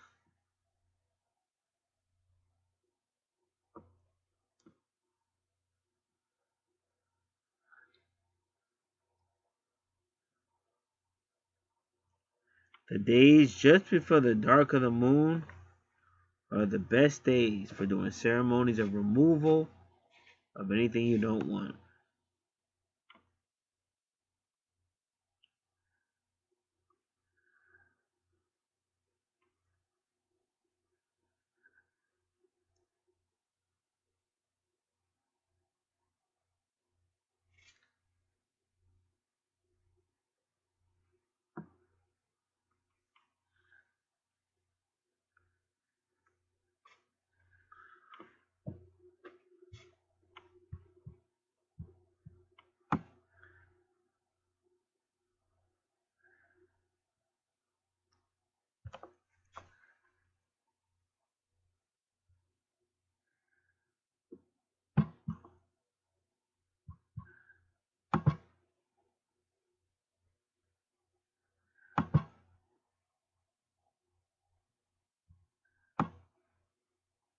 Alright, so right now the Jupiter's in Scorpio, so let's look at that.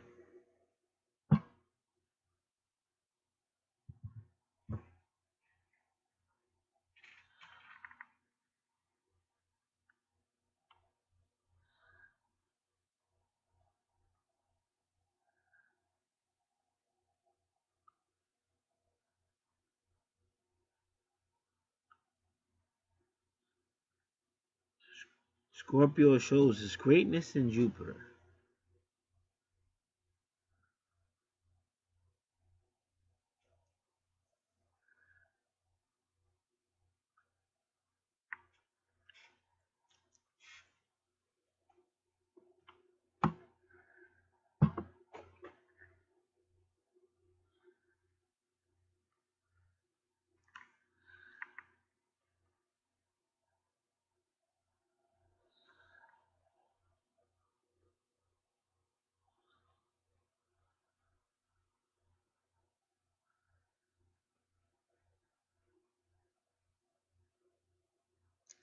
Please do your job, Albert.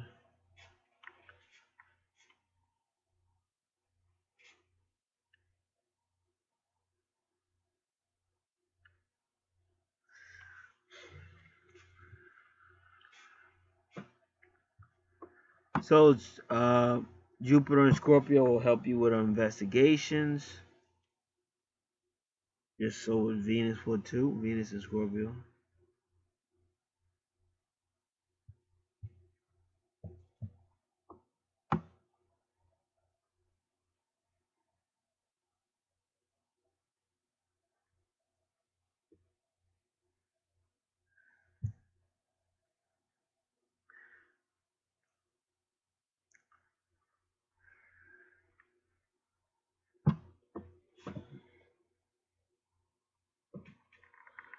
They say Tupac Shakur was a Gemini with Jupiter Scorpio.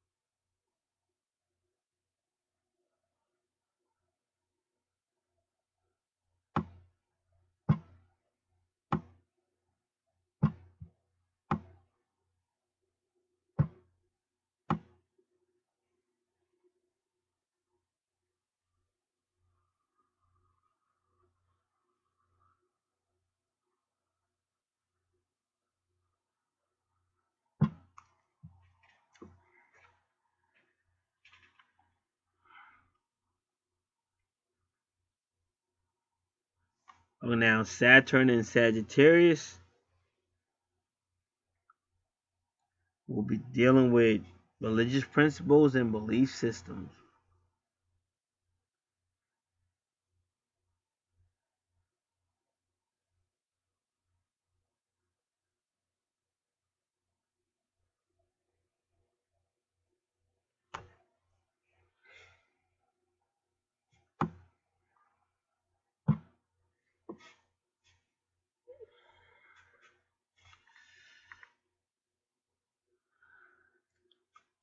So Saturn and Sagittarius may have something to do with the father.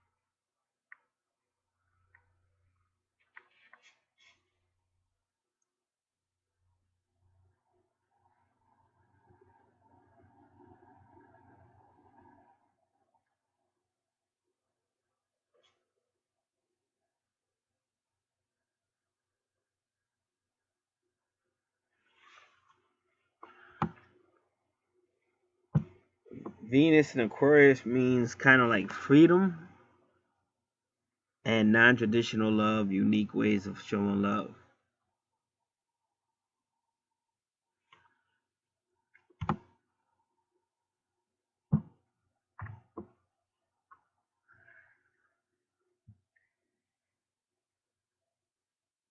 And Venus in Aquarius will probably be social.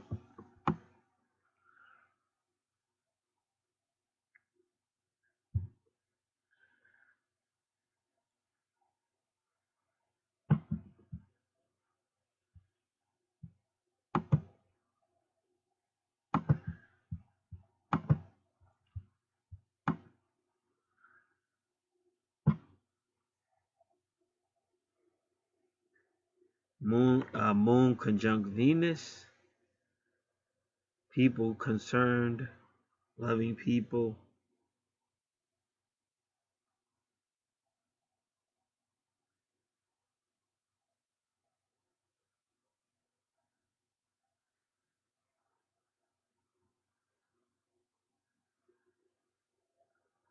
Very sensitive person.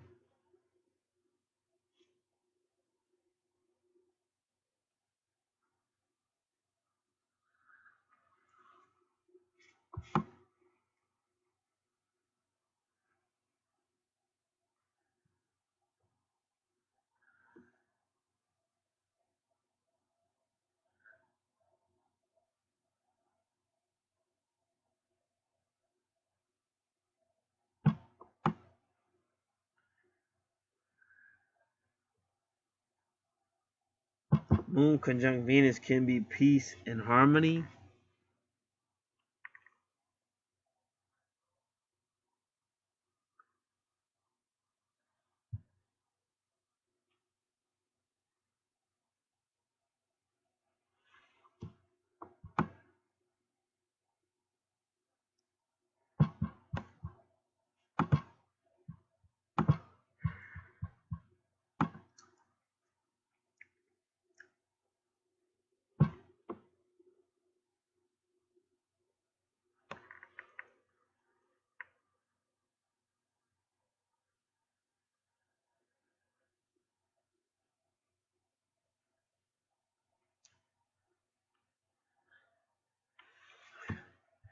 Venus in Scorpio has a lot to do with intuition,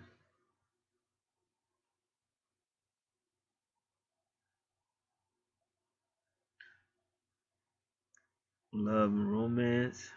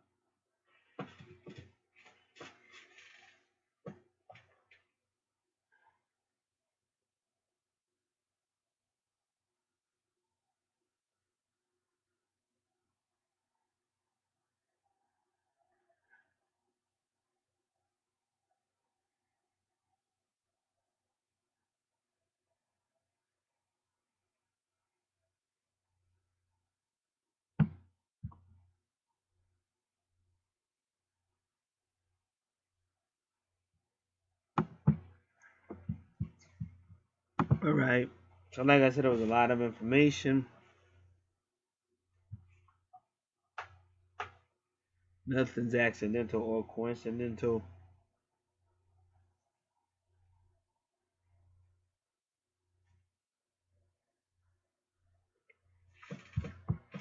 So let's conclude by looking at our charts again.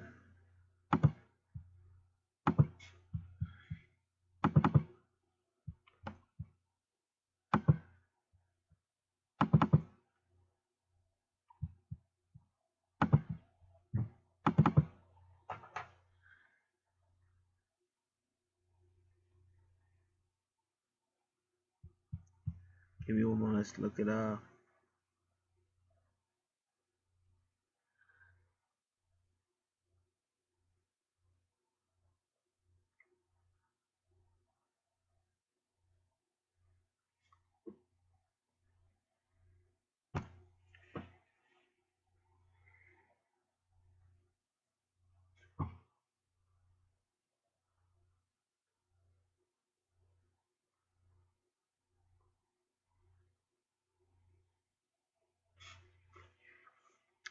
Like I said, that's the main thing I'm getting out of this is just take your time.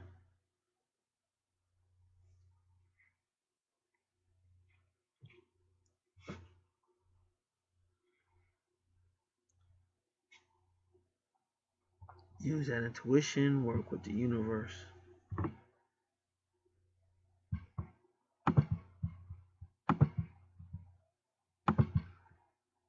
Yeah, they gave it to me as soon as I got done. Because you gotta look for synchronicities. You gotta look for things that are in common. Everything in common with what I've been talking about, for anybody that made it to the end of this video, is the wheel. The wheel is a mother plane that is in the Bible. Wheels within the wheels. Also, Psalms chapter 18 talks about the wheel, and that is God's destroyer.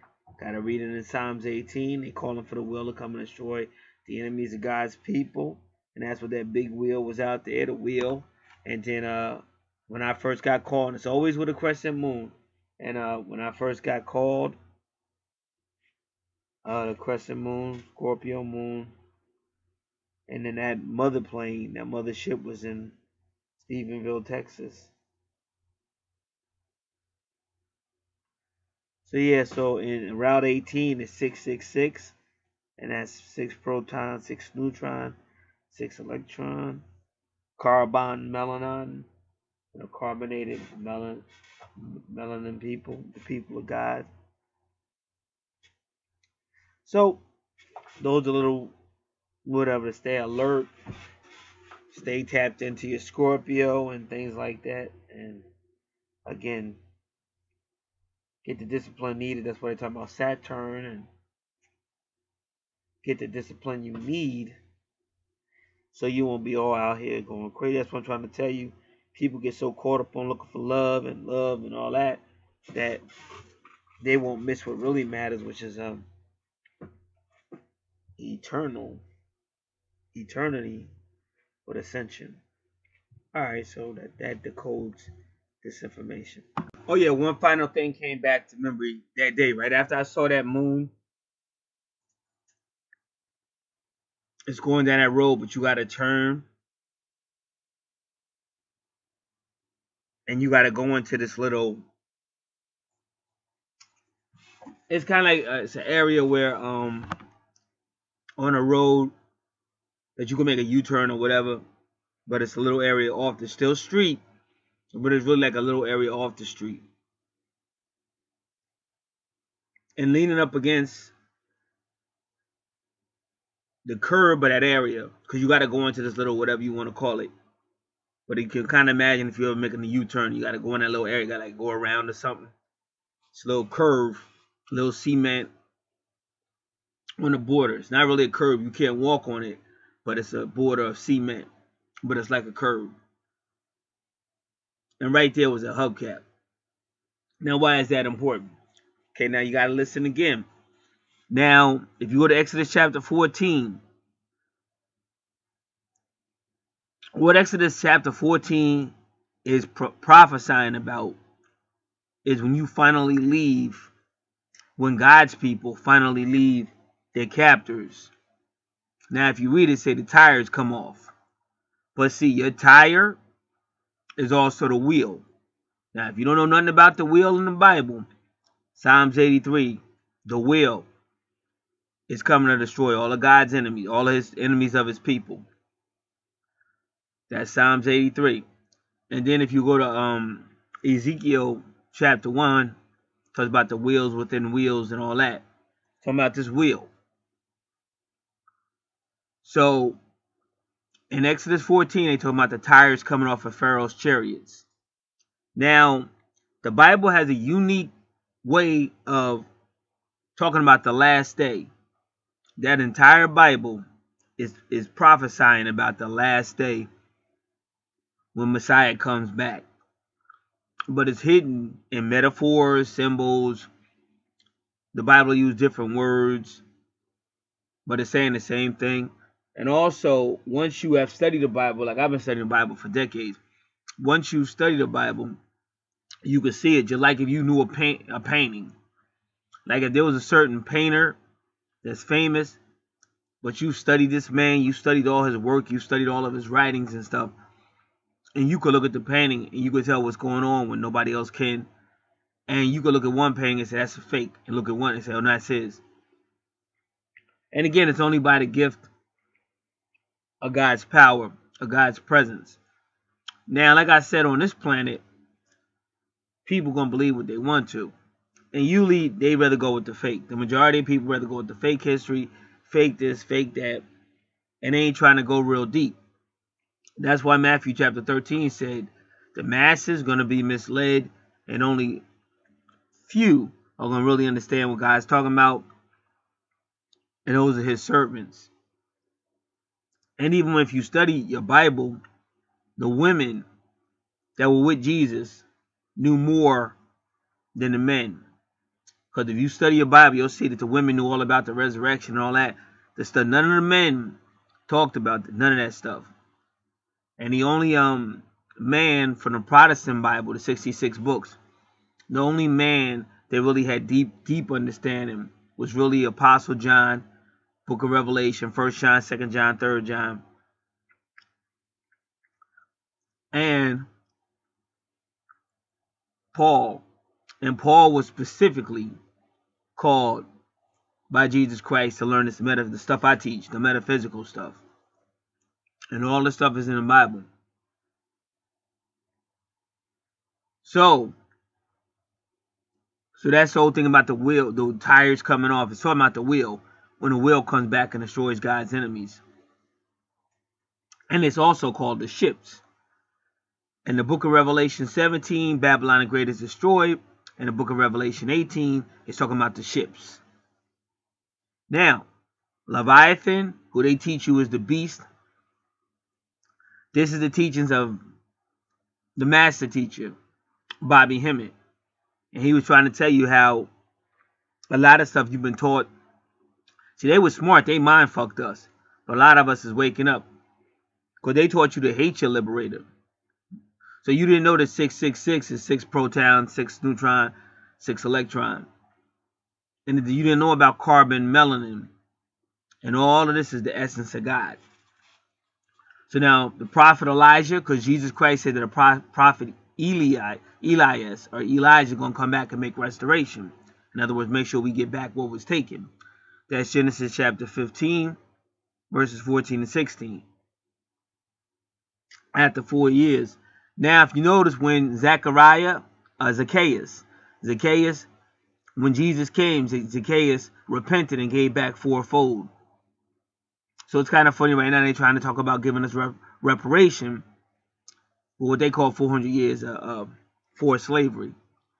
So if you're listening, it's not too far-fetched from what the Bible's prophesying.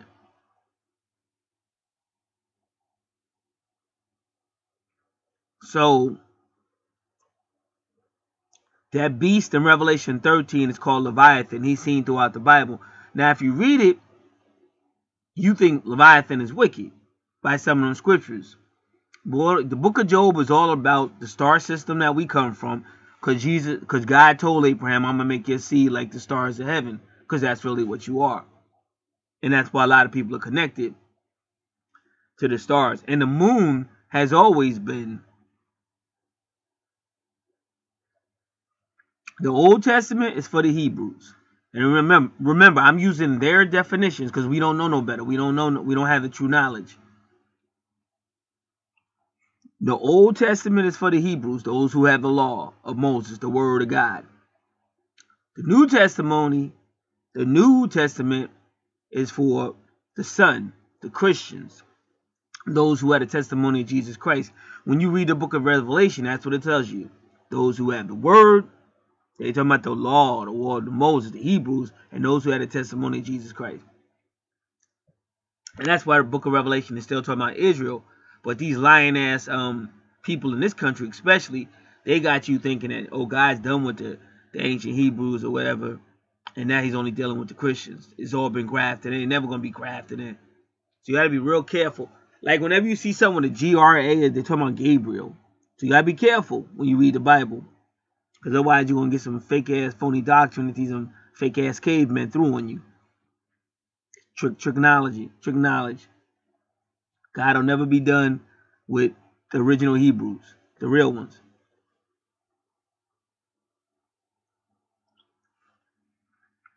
They always go through.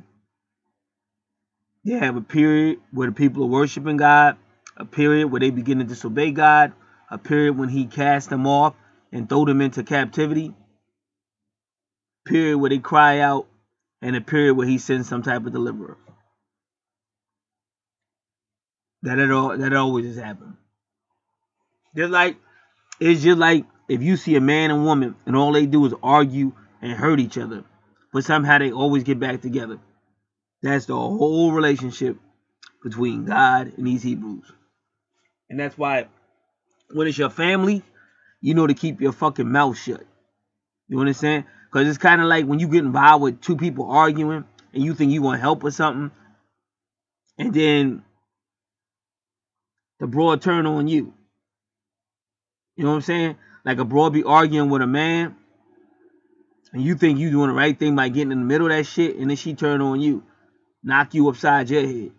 When she's the one that was screaming or whatever, she's the one that called you to break the shit up or whatever. So you up in there trying to be a man, and then that bitch knock you upside your head or something, stab your ass up. I got punched in the jaw by a broad in high school because her and some dude was fighting. I called myself being a good guy, trying to break him up. That chick punched me in the jaw with an overhand right. Never apologized. Saw me the next day and laughed in my face. Like, you goofy motherfucker, you should have minded your business.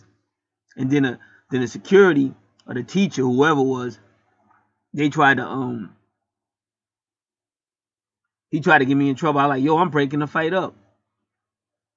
And then that shit happened years later again. We was outside this bar. And we was outside and some people started fighting or whatever. So we was trying to break the fight up. Now there was this big white boy bouncer, but I ain't scared of no white boys. My whole going to school, see, I went to school and they would come to your locker and call you a nigga and shit to your face. So most of the time, black dudes, we had our own problems. We just thought they were stupid. Like, to us, that was just silly. You know what I'm saying? But then they would get crazy. They would touch you. The moment they would touch us, we beat the shit out them crackers. Kept it moving. Easy. That was easy work. It'd be funny because you see these big-ass white boys crying and shit because they be getting their asses beat. But they was a fucking racist. And my township used to be straight up red. They still out here, too. But see, the drug game changed that shit. Niggas moved through them white neighborhoods and shit, and places that they didn't want blacks to come in. They let you come in now because they want the drugs and shit. So I was always known by people. You know what I'm saying? I came up. So they would call me because that's how if you know anything, whenever a troop move in, they call a general and shit. So I would always get a phone call to come through and shit, and sitting around all these crackers and shit. But them dudes moved in their houses and shit. Did them motherfuckers dirty and shit. I seen that shit. We was in like them neighborhoods we could never go on before. We was all in their houses and shit. And you would see like the dude be the white dude, the man in the house be downstairs or some shit, and the nigga upstairs banging his wife out and shit. Nah, that's what racism do. You know what I'm saying? Do I feel bad about it? Hell no, because shit, you know, racism, shit they did to us and shit. So nah, I don't feel bad about it. The shit they think they fucking, you think about what they did to your people and your mother and all shit. Nah, hell no, I don't feel bad about it. And one time I was in there, so I was walking through the crib and shit, because we all in the crib, we all in the refrigerator and shit. And I was in the crib, and I seen another black dude in the living room with his foot on the table and a remote control. I said, who he with? And they ain't even know him. Nobody knew who that nigga was. Like, who this nigga? And they said, oh, that's the girlfriend, the white girl's boyfriend or some shit. I said, damn, niggas done took this motherfucker over. So all that shit was prophecy. You know what I'm saying?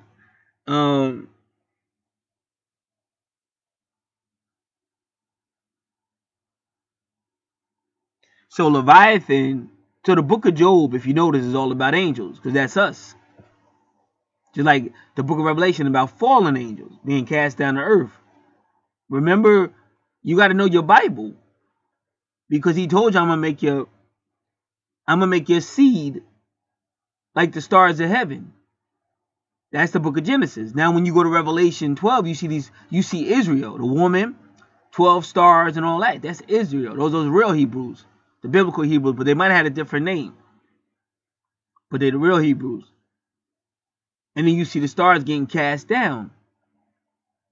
But then you see the beast. That's Revelation 12. And in Revelation 13, you see the 666. But that beast is Leviathan. And when you go to Psalms 104 is all about the army of heaven. God's army. And you see Leviathan with the ships. And that's where you get your wheel from. So when you see Babylon getting destroyed, because they told you the beast is going to destroy the harlot, which is Babylon. And that's when you see the ships. But those so-called ships are connected to the wheel. It's not that difficult. So Bobby Hemmett told you that the beast is really the liberator.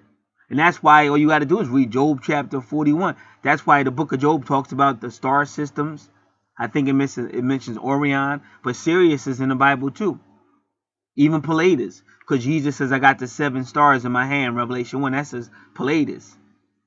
The 7 stars of the constellation Pleiades. So as above, so below. So all this stuff is like in the book of Job. And then in Job chapter 41, right before God gives Job restitution or restoration, that's Job 42. But in Job 41, God begins to praise Leviathan. See, that's something nobody talk about. If Leviathan is so wicked, why does God praise Leviathan in Job 41? So that's the liberator, and he comes with the ships. Psalms 104 talks about Leviathan with the ships. And that's what you see destroying Babylon, just like Bobby Hemmett said. So that's your deliverance. Now, you got to make sure you have the right interpretation. Because now, there can be a 666 wickedness if that's what you receive in. That's why I said you got to know clarity. This is why David said, yea, though I walk through the valley of the shadow of death, I shall fear no evil, for thou art with me. So if you're really walking with God and you have clarity, you ain't got nothing to worry about. But if you one of these stupid people, don't listen, and you just dive in this shit, then that shit's gonna be exactly what they said it was. It's gonna be evil. But you gotta understand, all this shit is curses and witchcraft and all kind of crazy shit. That's why back in the day, the Indians, the so-called Indians, they could eat food that when a white man ate it, he would die because it was poison. But the Indians could eat it and live. You gotta know this shit. That's why I be saying, too many people waste so much time on dumbass, low-level, stupid-ass bullshit. You understand what I'm saying? It's like you call yourself falling in love with somebody and lose everything. This motherfucker drive you crazy, fuck another nigga, whatever, driving your ass crazy, fuck you over, then take all your money and shit. Fuck up your name, your reputation, your money, everything fucked up. Why? Like I said, last time I worked, the last week I worked, 2 different people walked in from my past. First thing out their mouth, you married, blah, blah, blah. And they looking at you like you stupid. Nigga, ain't nobody coming close to me. If it's not going to be mutually beneficial, I don't mean to be disrespectful, but fuck that bitch and everything with her. If it's not going to be mutually beneficial, it ain't no sense that motherfucker coming nowhere around me. I've been on this planet too long. Like, you get set the fuck up. I'm not against nothing, my nigga. What I'm saying, I don't woke up. If this shit is not going to be mutually beneficial, we don't need to have no fucking conversation. Motherfucker, because all they can do is talk shit about you. Oh, look at you, you ain't married. Nigga, I've been on this planet for a minute, I done did all that shit. That's old school news to me. Like, I tell you something about planet Earth. Everybody want to fuck. Even motherfuckers that's married and shit, they fuck if they can get away with it. It might be some loyal. I'm not saying everybody dirty. It might be some loyal people. One thing I tell you about this planet you want, everybody want to fuck. It's only a few people might be celibate or some other bullshit, but for the most part, everybody want to fuck. So that's why motherfuckers flirt. That's why a motherfucker still gonna stay sexy, even though she done got married and she call herself with a man. She's still going out with her breast all out and all that shit, because everybody want to fuck. And you ain't, like I said, this is where we do stupid shit on this planet. Now, if you was walking past some shit and you saw a big ass sign that said peaches. Peaches in here. Come get some peaches. Come get some Georgia pizzas with them Georgia peaches with them big ass booties down south. But come get some peaches, right? So if you saw that shit and said, damn, I want a peach. I'm going to get me some peaches. And you walked up in there and they said, what the fuck? What are you talking about? I want some peaches. What are you talking about? Ain't no what peach? It's a sign right there to say peaches. You got peaches right there. And what are you talking about? Ain't no peaches. What are you talking? So that's some bullshit. So anywhere else we lose common sense. And they used to say, hey, if it look like a snake, move like a snake, act like a snake, it's a snake. Treat it like a snake. But all of a sudden, if it dress like a whore, act like a whore, breast all in your face, everything in your fucking face, all of a sudden it's not a whore. So it's stupid shit. And then in the Bible, she said, I'm not a whore. Just got finished fucking. She said in the book of Proverbs, she said in the book of Revelation, I'm not a whore. So this motherfucking planet, if you fall into this low level frequency, you gonna get fucked up. And that's why the book of Genesis gave you. The whole point of the book of Genesis is how to think correctly. Because if you don't think correctly, you're going to be deceived with a whole bunch of bullshit. Now, what did I say earlier? For motherfuckers think I'm not anti shit. I just told you there were women that had way more spiritual knowledge than the men that was with the Messiah. I already told you that. You got the Proverbs 31 woman. That's why if you're listening, I said it's got to be mutually beneficial. I'm not dumbing down for nobody. Fuck any religion that's lying. Fuck any motherfucker trying to come in my life. That's called survival. See, my niggas is dead because they didn't have this science. My niggas is fucked over because this world, since the days of slavery, they done had their foot up the black man's ass. That's the bottom line. And if I'm going out a little bit differently than a stupid motherfucker to take myself out with some dumbass decisions. That's why I stopped all that self-destructive behavior. Glory to God. Glory to God. Now I use the brain God gave me, and I stick close to the spirit. You understand? I trust in the spirit to provide for me. I trust in the spirit to be my source. And if I die, at least I die in spirit. And don't die under some damn deception from some goddamn devil. Whether it comes in male form or feminine form or whatever form it's taken to take my stupid ass out for being silly, believing in some fake ass ideas that don't work. Setting yourself up, thinking with the wrong head and all this dumb shit. This is warfare. Messiah told you it was warfare over 2,000 years ago. This is warfare.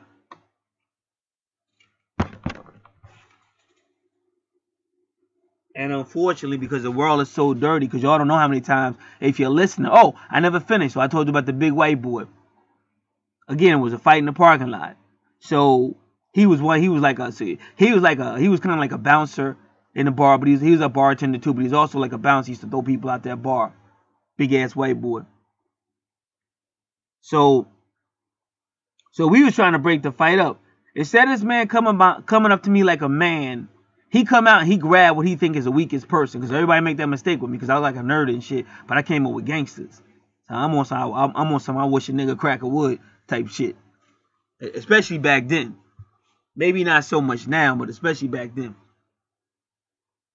So he grabs me from behind. So the moment this dude grabbed me, everything changed. But this dude actually grabbed me and threw me. But I never seen it coming. He grabbed me from, I don't even know nobody grabbed. I'm trying to break a fight up. And this motherfucker, he gonna grab me and throw me and shit.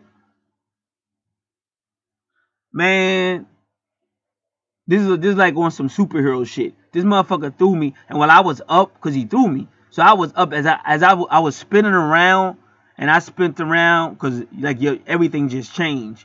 I spent around, because I'm a victim of violence and shit, so I know how to survive and shit, because I had to like use knives and shit to stop from getting beat up by my crazy ass father.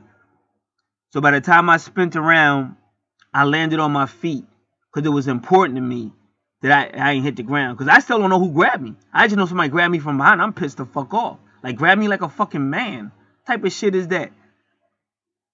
So I spent around, and when I landed on my feet in a fighting position. And then I seen it was that big-ass white boy. And then everybody was yelling at him, saying, why you grabbing him? He ain't do nothing. He's breaking the fight up and shit. So I used to be up in that bar with him by myself. You know what I'm saying? Cause I always, like it was me. When you know anything about like Harlem, they talk about them dudes, and they made a movie about them. But they was kind of like soulmates, cause they basically got in the game, but they was a lot alike, but they was different.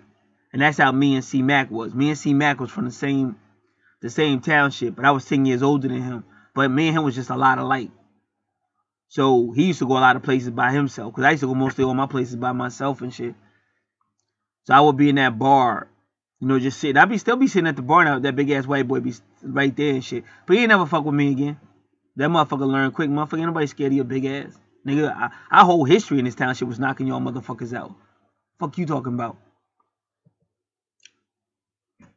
So now going all the way back to the wheel, the hubcap. So keep in mind, this is all I went on. I know this was a long video, but all that shit happened on April 2nd, 2019. Now, why was that wheel cap, hubcap important? The same reason why that big wheel on Route 18 is 666. That's 6 proton, 6 neutron, 6 electron. That's the essence, the God essence, and it's called carbon melanin. This is why Prophet Elijah, who was the restorer of the Hebrews, or the restorer of Israel, he was always on Mount Carmel. And from Mount Carmel, he called down fire on the enemies of God. And then Mark chapter 7, verse 11, because 7:11 is when the Moors invaded Spain and took it over. Mark 7:11, Mark chapter 7, verse 11 talks about the gift of Corbin. That's carbon. So I just gave you all the carbon, melanin in your Bible. And the reason why it's a gift, because whoever has that melanin, that carbon melanin, is the same energy, the same essence of God. So like a lot of people think it's wrong to say God or call himself God, but in John chapter 10, Jesus refuted that. In John chapter 10, verse 30 to 34, he basically told the people, he said he was the son of God, and they said, we're going to stone you because you said you're the son of God. He said, well, how you going to stone me when your own prophecies, I think it's like Psalms 82. So he referred them back to their own prophecy where their judges and stuff are called gods. So that's nothing new. If you stay in scripture, you're going to be straight. When you get involved with this lion-ass, punk-ass planet that got about to burn out of existence, that's how you get shit fucked up. So now, having said what I said, when you are a female, if you meet a dude and you have what I just said together, you're not going to allow yourself to be played out or dumbed down. And you'll only begin to attract people that respect that. Because a man ain't going to respect you if you don't respect yourself. Jay-Z already told you it's either pimp or die. So he wrote a song called Soon You'll Understand, when he broke the science to that female down. Half a female want love, but she ain't really ready. She gonna just get pimped out. That's why when you study Jay-Z and who he went for Beyonce. And that was not an easy. They've taken each other through hell. But that's who he really wants to be with.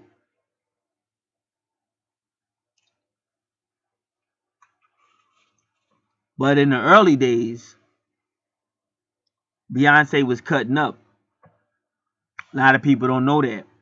So one time they came to an award show, and if y'all could find it, Jay came with one of his friends from back in the day. And he said, this is so-and-so. This dude kept me rhyming. He said when I wanted to go out and do street stuff, this dude kept coming to get me to rhyme. So when Jay-Z accepted his award, Beyonce ain't come up. This is before they got married. And they didn't even sit together. Like Jay said, like behind them. Like he sat close to them, to Beyonce's family, but he ain't sit with them. All you gotta do is watch the video. And like I said, I'm not stupid. When Jay-Z wrote, remember Jay-Z wrote about his life, but Jay-Z was a subliminal motherfucker. Like if you ain't know Jay, you ain't know what the fuck he was talking about. But if you knew Jay, you knew exactly what he was talking about. When that motherfucker said, I got 99 problems, a bitch ain't one. The reason why he said that, because everybody was like, oh, Beyonce playing Jay out. Beyonce playing Jay out. So that's why he wrote that song. So what happened with Jay-Z in the song Understanding? He told that chick, it's either pimp or die.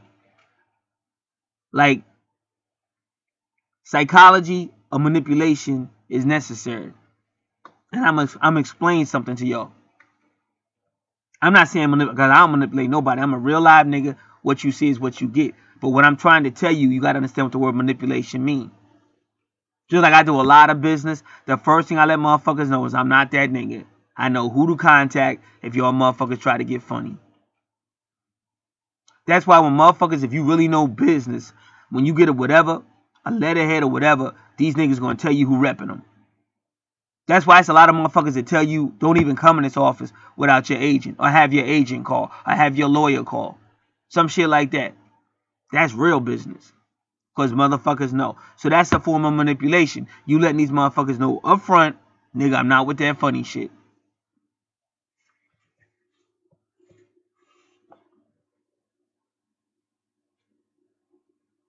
So it's the same way. You gotta have the same mentality. This is how motherfuckers get over on some silly shit. Cause there's always gonna be manipulation and stupidity. Or I don't want no agreement. I don't have no agreement. Either you gonna love me for me or blah blah blah. Then you fuck up and this motherfucker take everything. And it could work both ways. It could be a female getting played out. It just depends.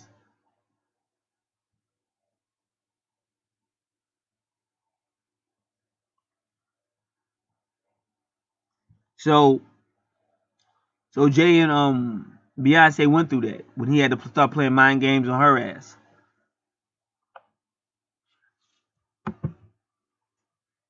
And they're both guilty of she was trying to play mind games on him and all that. So then they finally got back together, because you'll see that with couples, because that's how the Kenyan was. I used to date this Kenyan, and the Kenyan was always playing some fucking mind game and shit. Then I finally realized I can't do this no more. You gotta go. So that wheel, why is that hubcap so important? Because I told you, around January 2009, that's when the sun, moon, and Venus was doing weird shit up in the sky, up in space. And God said, I'm going to test your heart, or whatever he said. And then shortly thereafter, I met that Dominican singer. But I think even before her, I think it was before her. Again, coming home from Belford, New Jersey, coming through Middletown, New Jersey, taking that long-ass woods, back road and shit to get on the parkway. While I was waiting at the light, I felt this unbelievable feeling of love. Something told me to look to the right. When I looked to the right, it was this female in this green car. And she was going straight, and I was at the light. I would have had to make a left to get on the same road she was on. Now, she had this 4-door green car, but she had a missing hubcap. Now, this shit went on forever. Like, I would be in all these different locations, and I would get a feeling of love. And the moment I get a feeling of love, I would see like a green car, or like a 4-door green car and all that shit. That's 2009. That shit went on forever. But it was always missing a hubcap. Now, when I finally, in 2014, when I finally met the female that was my twin flame, she drove a green vehicle.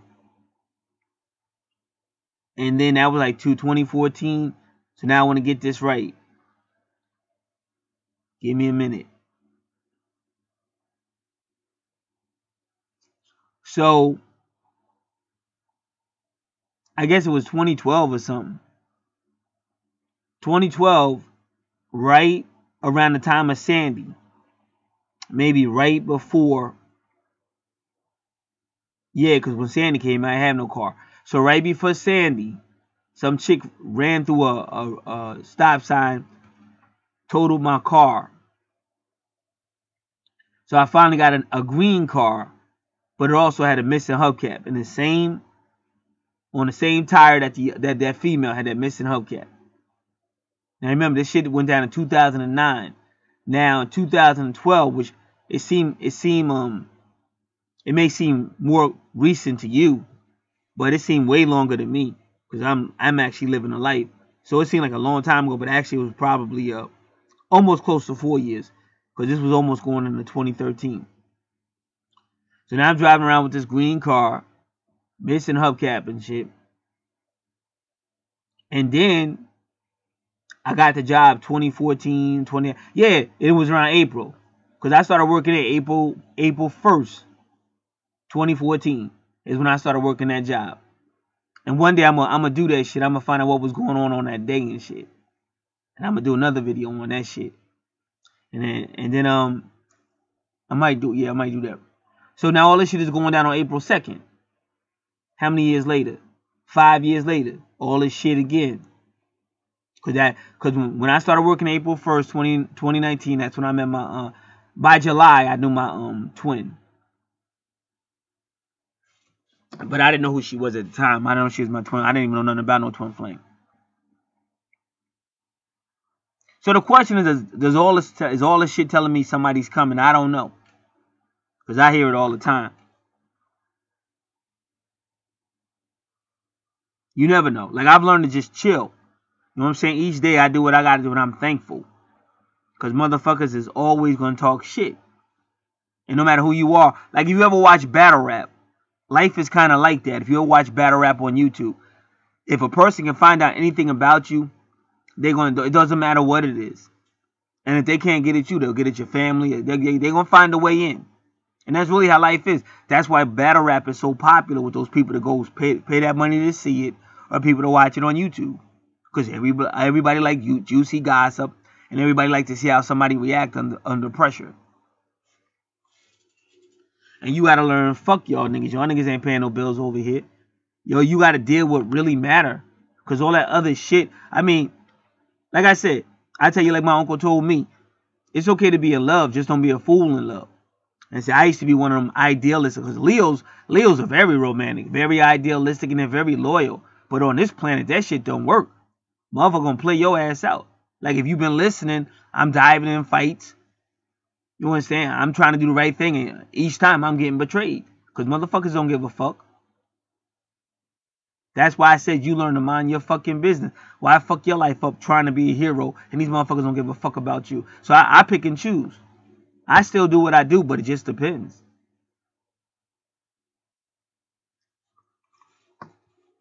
Because like I said, if you keep finding yourself at a lower level, you got to ask yourself why. Yesterday, I was watching how many motherfuckers getting paid on YouTube. Some of these motherfuckers is young as fuck. Getting paid, my nigga. Paid.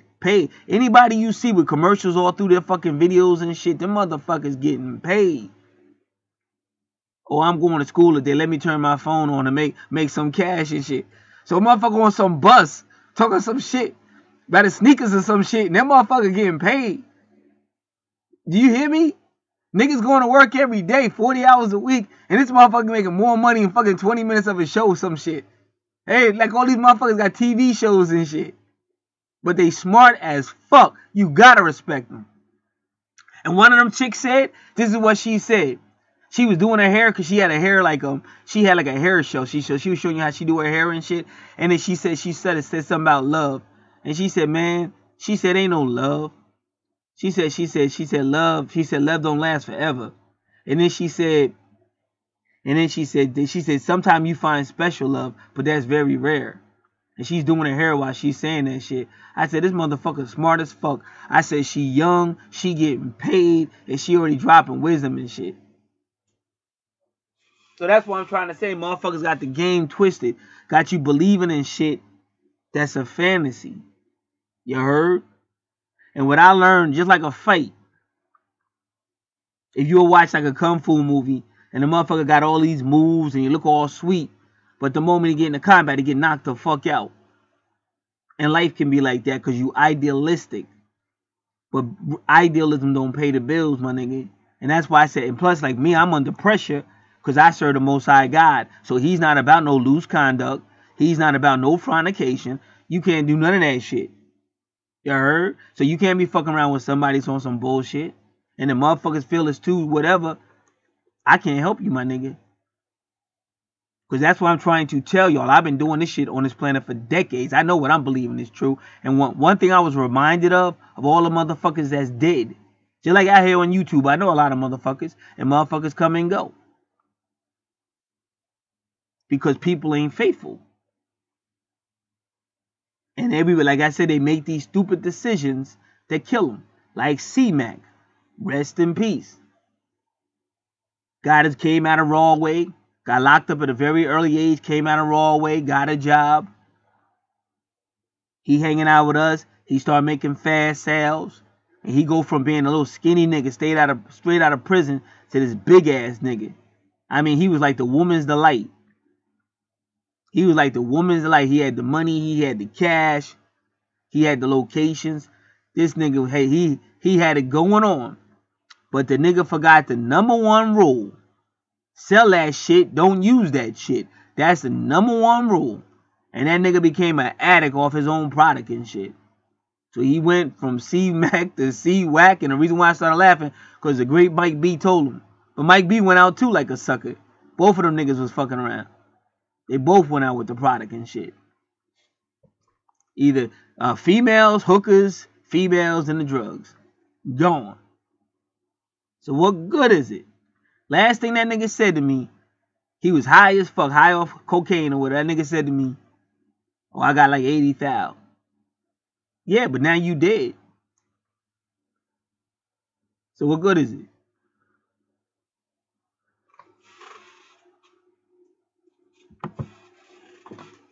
So this life will kill you or stress you the fuck out. Decisions is everything.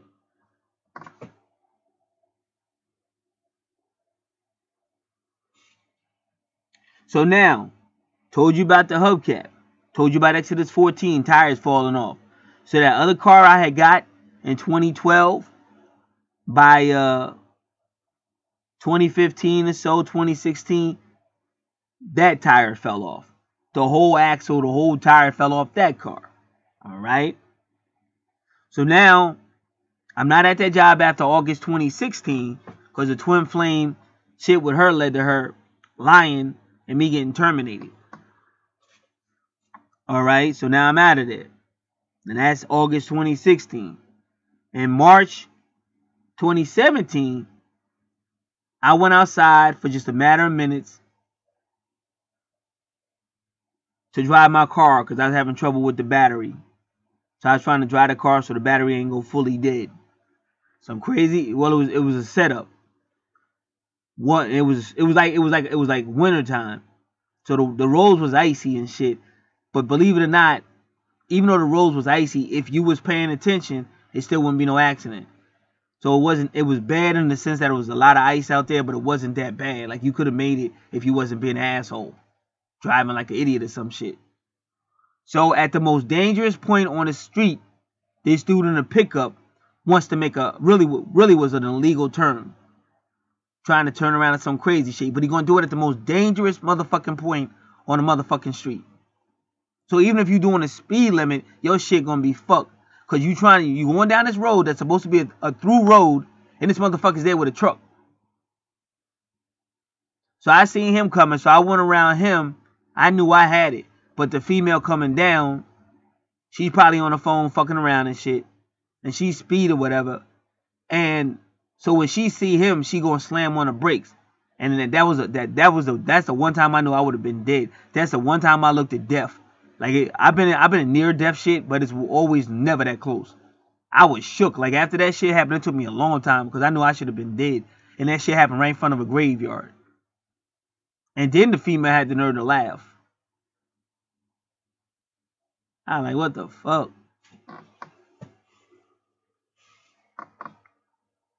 So that's why I be trying to tell you, I see shit. I see shit that made me very wise. Like I remember I was riding with my older sister one time. I was taking my older sister to her job. And some female driver, white girl, was driving her crazy and cut us off.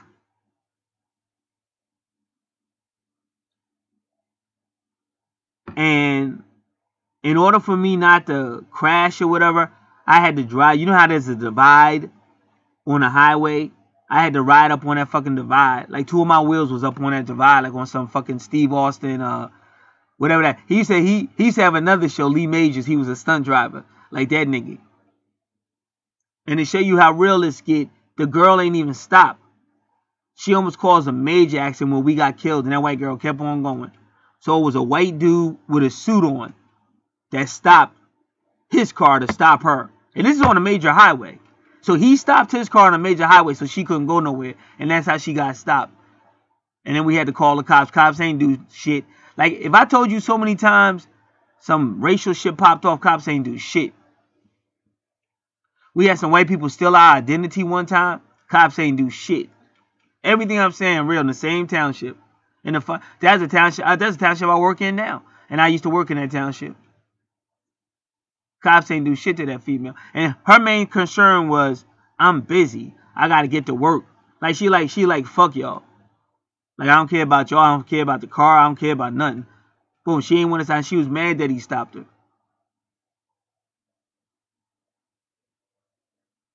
So that's why I be trying to tell niggas, I've been here too long. I can tell you straight up and down. Ain't nothing funny. Ain't nothing no motherfucking joke.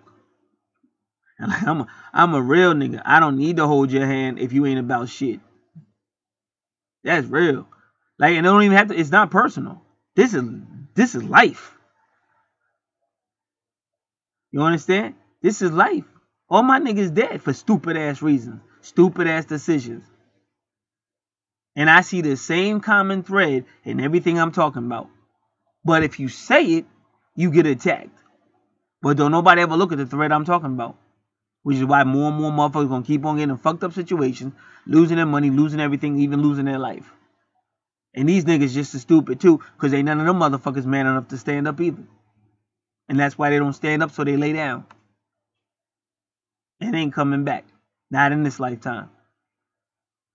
My father told me they will send me to an early grave and cry at the funeral. And that's exactly what they did. And that's why niggas around me, they know if I got to choose my life between yours, you's a dead motherfucker. But they know not to fuck with me. And motherfuckers are still alive that should be dead because of me. Because I got what you call that no-nonsense approach. It's like tough love. But motherfuckers are still alive because of it. Because really, like back in the day, it wasn't nothing to get somebody's foot up your ass. But I'm still here. A lot of motherfuckers ain't, because it make you think twice before you do something stupid.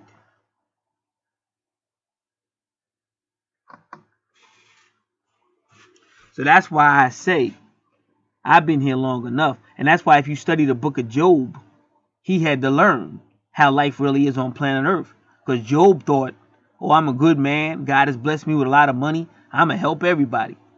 And God was like, who does this dude think he is? You think you God, Job? Where were you when I created this? Where were you? So he fucked Job's whole life up. Satan, come here. What do you think about Jay? Go on down there and get him. Take everything. Take everything. Just don't take his life. Anything else you can take. So he's the most righteous person on the planet, and God is sending Satan to do him dirty. Do him greasy and shit. So if you was really reading the Bible, that would make you go, that's a little strange. Out of all the people that God could have attacked, why attack the most righteous man on the planet? And I know some Christian will come, oh, that's a symbol of Jesus. And man, shut the fuck up, you stupid ass idiot. Let somebody take your kids then, bitch. Since you can understand it so well, let somebody take everything you own then, bitch. If you're not ready to go to this, shut the fuck up with your stupid ass, bitch ass theology. So God was sending a message, and this is the message. First and foremost, learn who God is and serve that God. Second off, it's none of your damn business. You can help out here or there, but you don't get so involved with all that shit on this planet. Why? Because most of these motherfuckers is fake ass, phony ass people faking it. Second off, you don't know what plans God has. So you might jump in a situation where you think you're doing the right thing, like I said, and end up like Job getting fucked up, or me getting punched in the jaw, or grabbed from behind the throne, because you in a situation don't got nothing to do with you. And plus, if you're really a godly person, leave that like that bar life, thug life, drug life, all that shit alone. If you're listening. So that's what I'm trying to tell you. A lot of times we think oh, God this and God that, and you get tired, like Jonah. But even when you running, God is still in control. Even when you say, okay, I had enough of this, like Jeremiah. Listen, I had enough of you, God. This is some bullshit. These people ain't listening, and you deceived me, Lord. That's what Jeremiah said. You deceived me, Lord. I'm not going to preach on this no more. But then he couldn't stop preaching. So what I'm trying to tell y'all is it gets a point where you learn. Now, Jeremiah had to watch the entire nation be overthrown, and all those people got taken into captivity. But the people that took all them other people in captivity told Jeremiah, we know who you are. You're free to go. You could go wherever you want to. We're not taking you into captivity. So what I'm trying to tell you, when I've proven this out here from documents from the 1619 or whatever, that they knew who we were. They knew we was the people of God. And they knew they had been given a divine right to come and take it. And they always said that. Even when I was a little kid in school, they used to say that. So they know who the fuck you are, and they know how long they can keep you in captivity. Just like the people that overthrew the biblical Jerusalem. They knew, because they knew who Jeremiah was, and they knew they couldn't touch him. But everybody else, they knew they could take everything from the temple to the treasury to everything.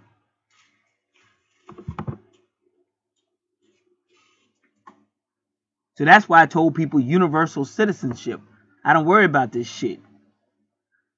I do me.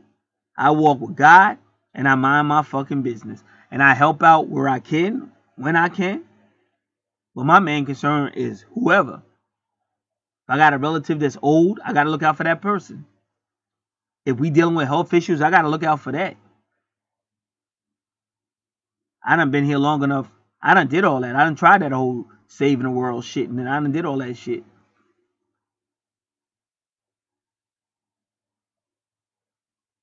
So that's why I say, just like somebody like Job, no matter what Job saw from then on, he's always going to remember, wow, I was the most righteous person on the planet, and I lost everything because of it. Why? Because there's only one righteous person, and that's God. And even Solomon told you, don't be righteous over much. Don't be don't be righteous over much. Don't worry about everything. You're not God. And then even Jesus told you, seek the kingdom first and his righteousness. See, he didn't just say righteousness. He said God's righteousness. So like I said, in Genesis chapter 22, God told Abraham, go ahead and sacrifice your firstborn to me. So that would be considered God's righteousness. And how sacrificing your firstborn, how could that be righteous? It is righteous because he stopped him before he did it. He stopped Abraham before Abraham could sacrifice him. But God's righteousness is whatever the fuck he tell you. That's God's righteousness. And that's why I said most people don't know scripture. They don't know. So they got a fucked up interpretation of what's right or what's wrong. What's right is whatever God's will is. God created it. He can do whatever he wants. That's the righteousness. And you hear Messiah saying that in the Bible. How can you tell me to follow the Sabbath when I created the Sabbath? I own the Sabbath. I can do whatever I want. I'm the Lord of the Sabbath. You understand? But humans say, oh no, you can't do that. How you going to tell God what he can't do? Stupid. So that's why I say you get away from this fake ass shit. All these fake ass motherfuckers, fuck them. And they, like I said, dudes like me, because the energy is different. And it's always been that way. Like you got Joseph in the Bible. And Joseph was betrayed by his own family. His own brothers tried to kill him. See, the energy is different. When you really got the energy of the Most High God on you, you're not going to be able to go in these places. Like if Jesus Christ went in most churches, they would kick his ass out. Get the heck up out of it. We ain't doing that. We don't do that here. But I am the Lord. You wouldn't even have this church if it wasn't for me.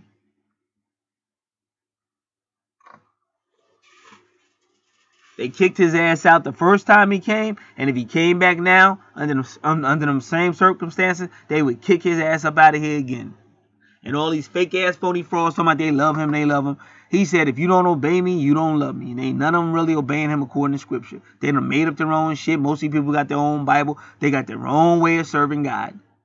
And it doesn't include obeying Jesus Christ. And they making the same mistake that the Hebrews made in the Old Testament. They're going to do it their way. But they all acting like they're holy and righteous. And they fake as fuck. So what I'm trying to tell you, when I see the hubcap, And I see all that shit. That's where I'm at. See, I'll never be that nigga I was back in the day. Ever, ever, ever, ever again. Just like Job would never be that dude he was before God fucked him up and took everything. Destroyed him. And when he was laying there, barely could move, then none of those people he used to help come help him. All those people he used to help ain't do shit for Job when he was laying there. Nothing. And the only people that showed up was fake ass false comforters. Because that's just how this planet is. And anybody that been through some real shit, I know what I'm talking about. But that's how you start to build up and realize there's only one hope, and that's the Most High. And you begin to reestablish yourself based on that fact.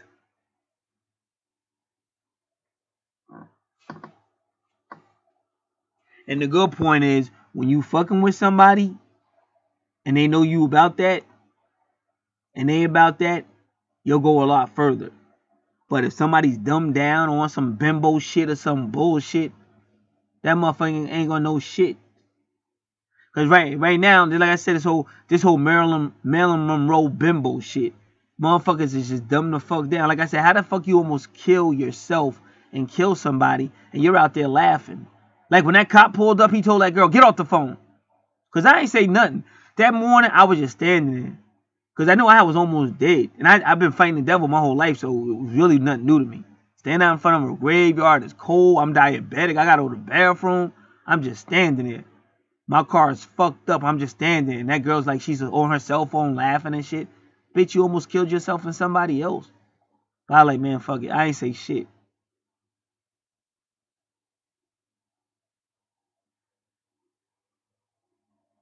But that's the point I'm trying to make. But she's laughing. Because she's young. She don't really understand. You know what I'm saying? And she think it's a fucking joke. And I ain't want nothing to do with that energy. Because they were like sending, because they'll send you a summons and tell you to come to court and shit. To watch what they do to her or whatever. I was like, man, fuck it.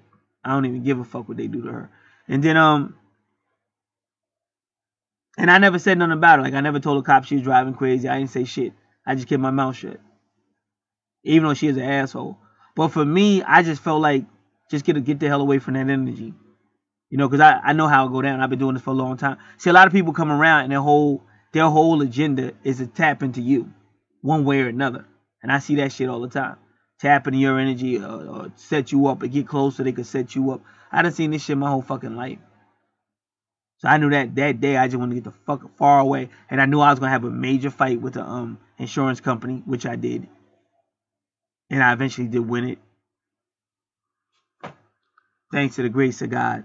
No, because insurance companies, like, that's another big ass scam. So that's why that was a major fight. They're going to find every reason in the book to fuck you over.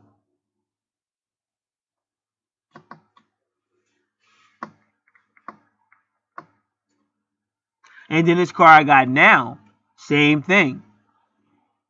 The axle fell off that car, the wheel. So even though it's horrible and you hate it, these are all messages from God. Because it's all about keeping that wheel in your focus.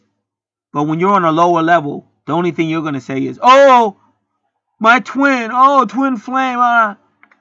But that's like a lower level. And that's just a wake-up call. Now, if you do connect with your twin and it works out, that's a great thing. But a lot of times, that's a lot of problems, a lot of separation. And a lot of times, it's really a wake-up call. It's trying to tell you to wake up and accept the metaphysical. Because that's the real spirituality. See, Jesus said the mysteries of the kingdom. Matthew 13. The mysteries of the kingdom is the metaphysics. This is why Jesus called Peter and those disciples, but then he called Paul. And Paul was on some way different shit. That's why they say Paul was a false apostle, and everybody talks about Paul. But Paul was a metaphysics. He knew the mysteries of the kingdom. This is why in Galatians chapter 4, he's talking about that great mountain that I'm talking about. That mountain, heavenly Jerusalem, Mount Zion, that's the wheel.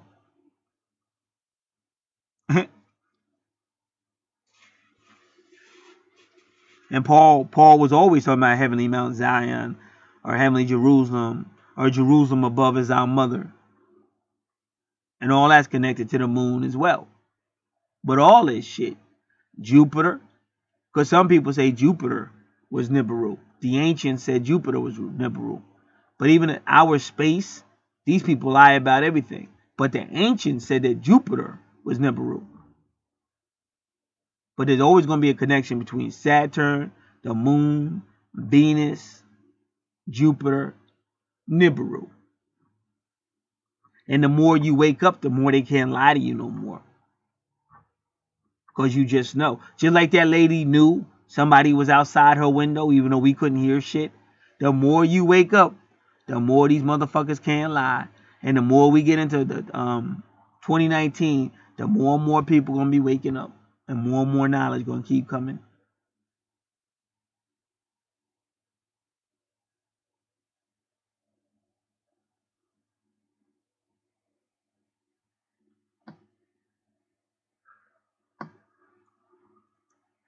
All right. And then when I finally went and got a hubcap for that car, the one from 2012, it took me a long time to get a hubcap. It took me years. And then it was funny because after I got the hubcap for that car, then that car got totaled. So 2 times in my life I've been in like head-on collisions, both with some crazy female driving and fucking not paying attention, talking on the phone, running stoplights, speeding, all kind of crazy shit. But when I went and got the hubcap, the dude I got the hubcap from, we was like the same age and shit. It was kind of funny, but this is all twin flame shit. Like, that don't ever stop. Like, I got a whole bunch of twin shit I be talking about out here. Like, twin dogs and twin people on YouTube, you know, twin, two, and oh, it don't stop. So, because everything seems to be April, is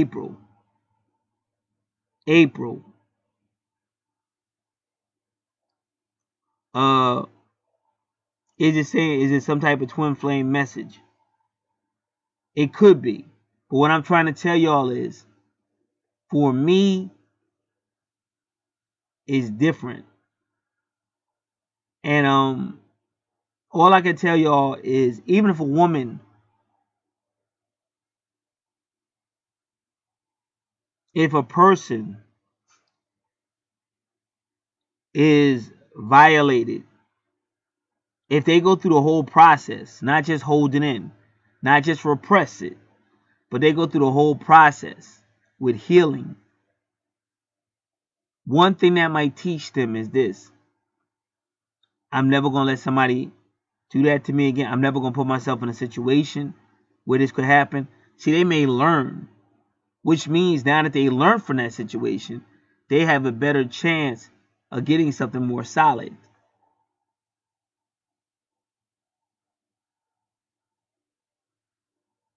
Because, see, when you see little kids on YouTube making money, becoming real creative.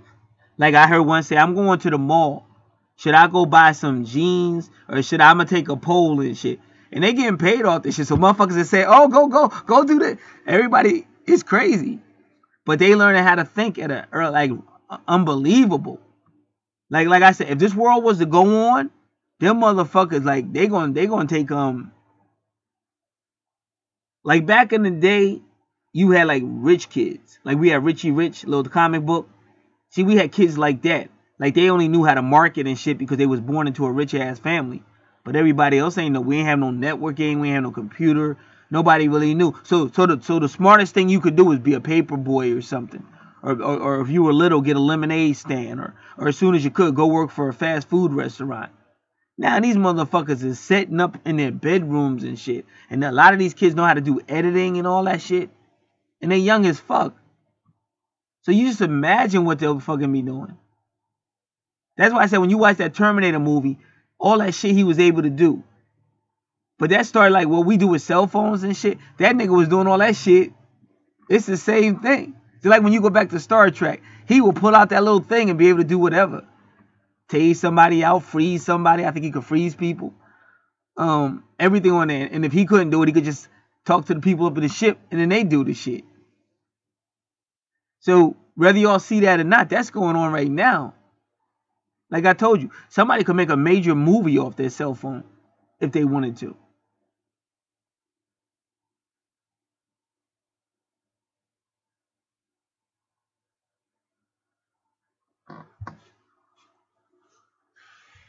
So that's what you got to be on. You got to be on what's going to help you, who's going to help you.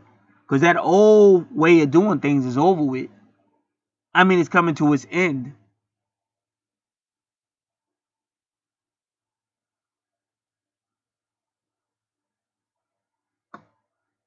So you ain't trying to pursue something that doesn't work. And you're not trying to pursue something that doesn't have your best interest at heart. So when I see that hubcap, that's what I see. Because all that other shit, no disrespect, just being honest. All that other shit, none of that shit came true. Did people show up? Yes, they did. But did anything become of it? No. And don't blame me, because I've had plenty of great relationships with females. This is some other shit. But everything happens for a reason, is what I'm trying to tell you.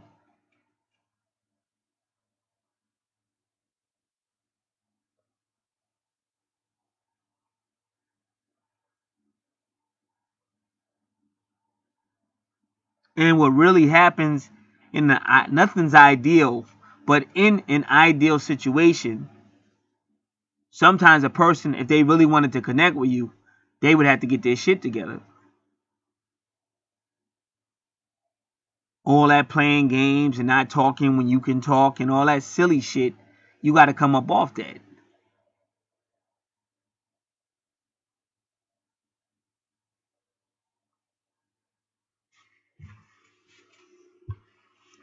So that's what I'm trying to tell you.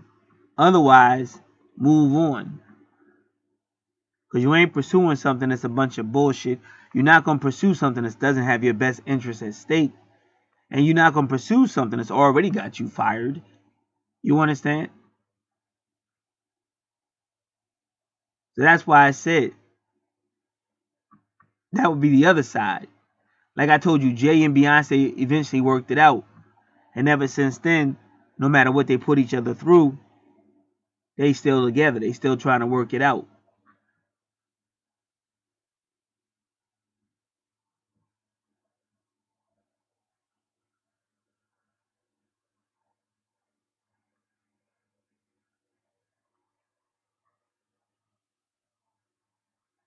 So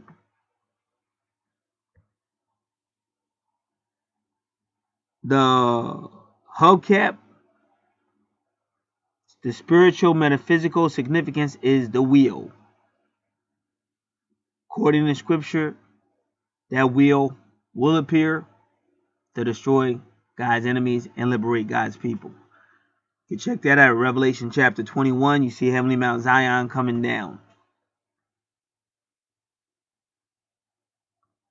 Now, any type of message about twin flames or whatever, again, there's always messages going out, and that's not going to stop.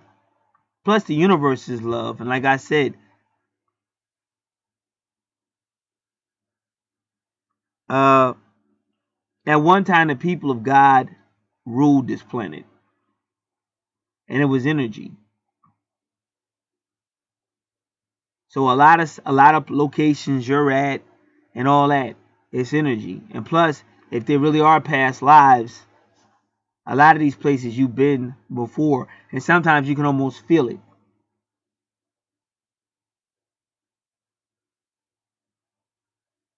Just like where I'm at, we got this military base out here, but it's always been guarded. And it's kind of funny because in that same area, it's a dump.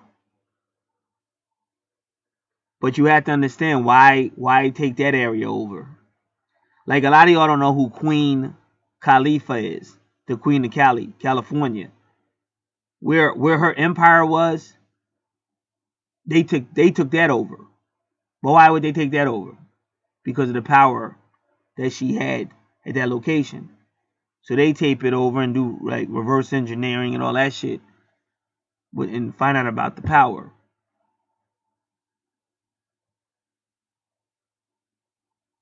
Because you would really have to look at where I'm talking about. But even where that base is eerie. And when I used to drive, I used to be driving all over. But that place is so big, so I would end up over there too. But you have to ask yourself, why would you end up over there? See, a lot of these places look like graveyards. But the reason why they seem like graveyards is because of all the native people, the indigenous people they killed to take that shit. But you're drawn to those areas because those are your people. That's why we're trying to tell people this is bigger than just a love story. And the more people see it as a love story, I don't see how they're going to benefit by it.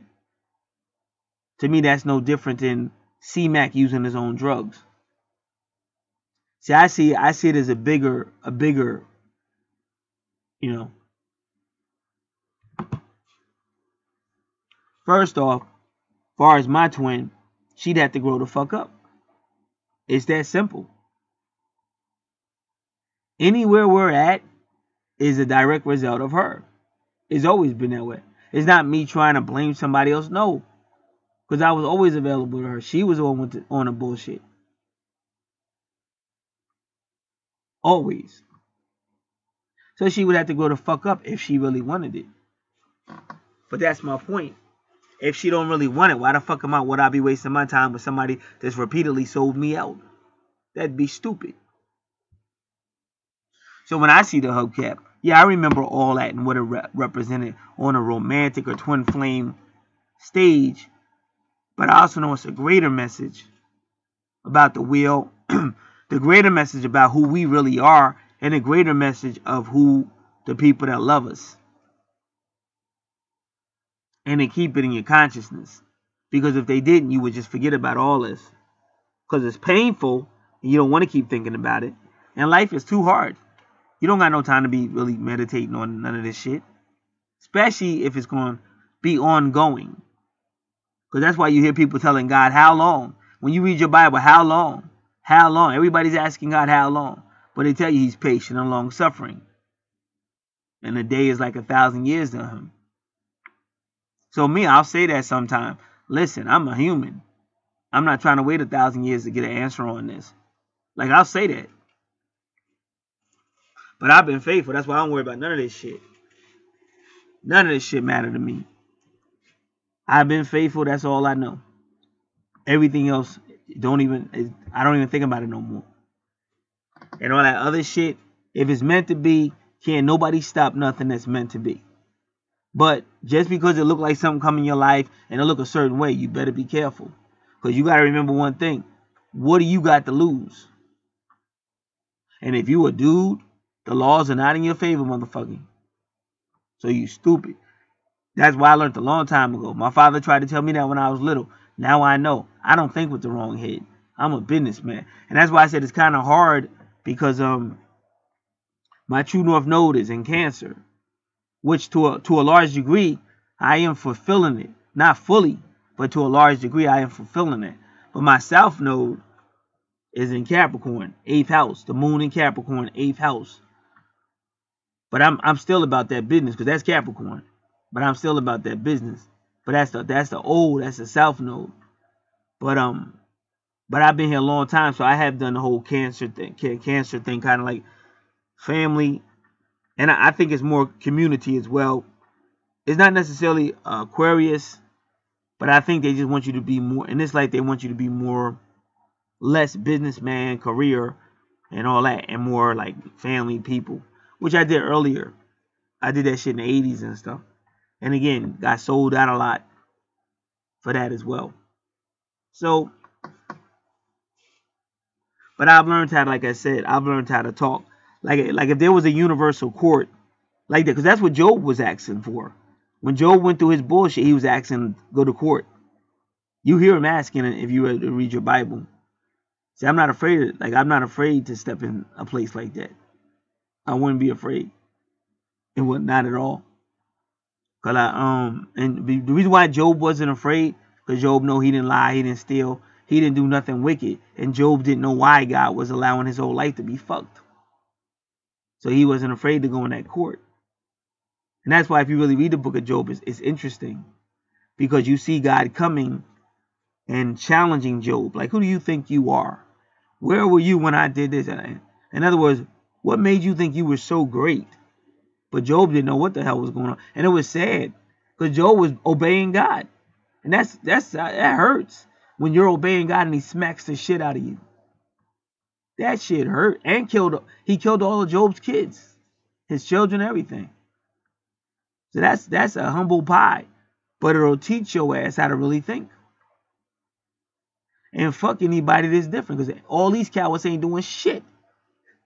But lying.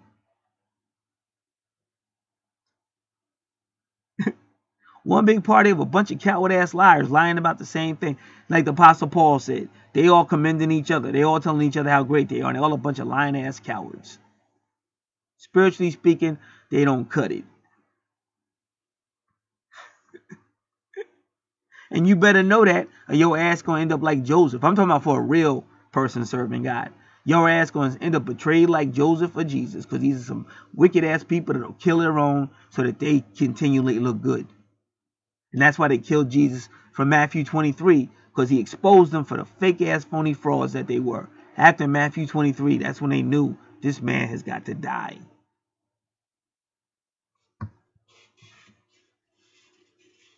So, I know it was a lot, but in conclusion, very powerful information. Definitely a wake-up call, but it's a wake-up call based on what I've already been taught. So, I'm going to say it again.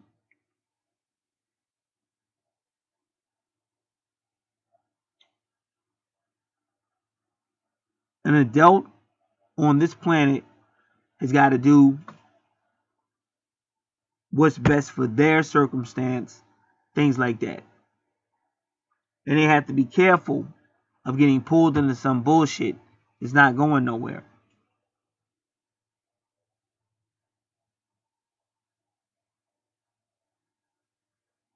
And they got to make sure they're thinking with the correct head.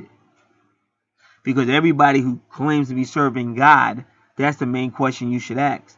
How is this situation helping me with God? Is it going to help me spiritually grow? Is it not?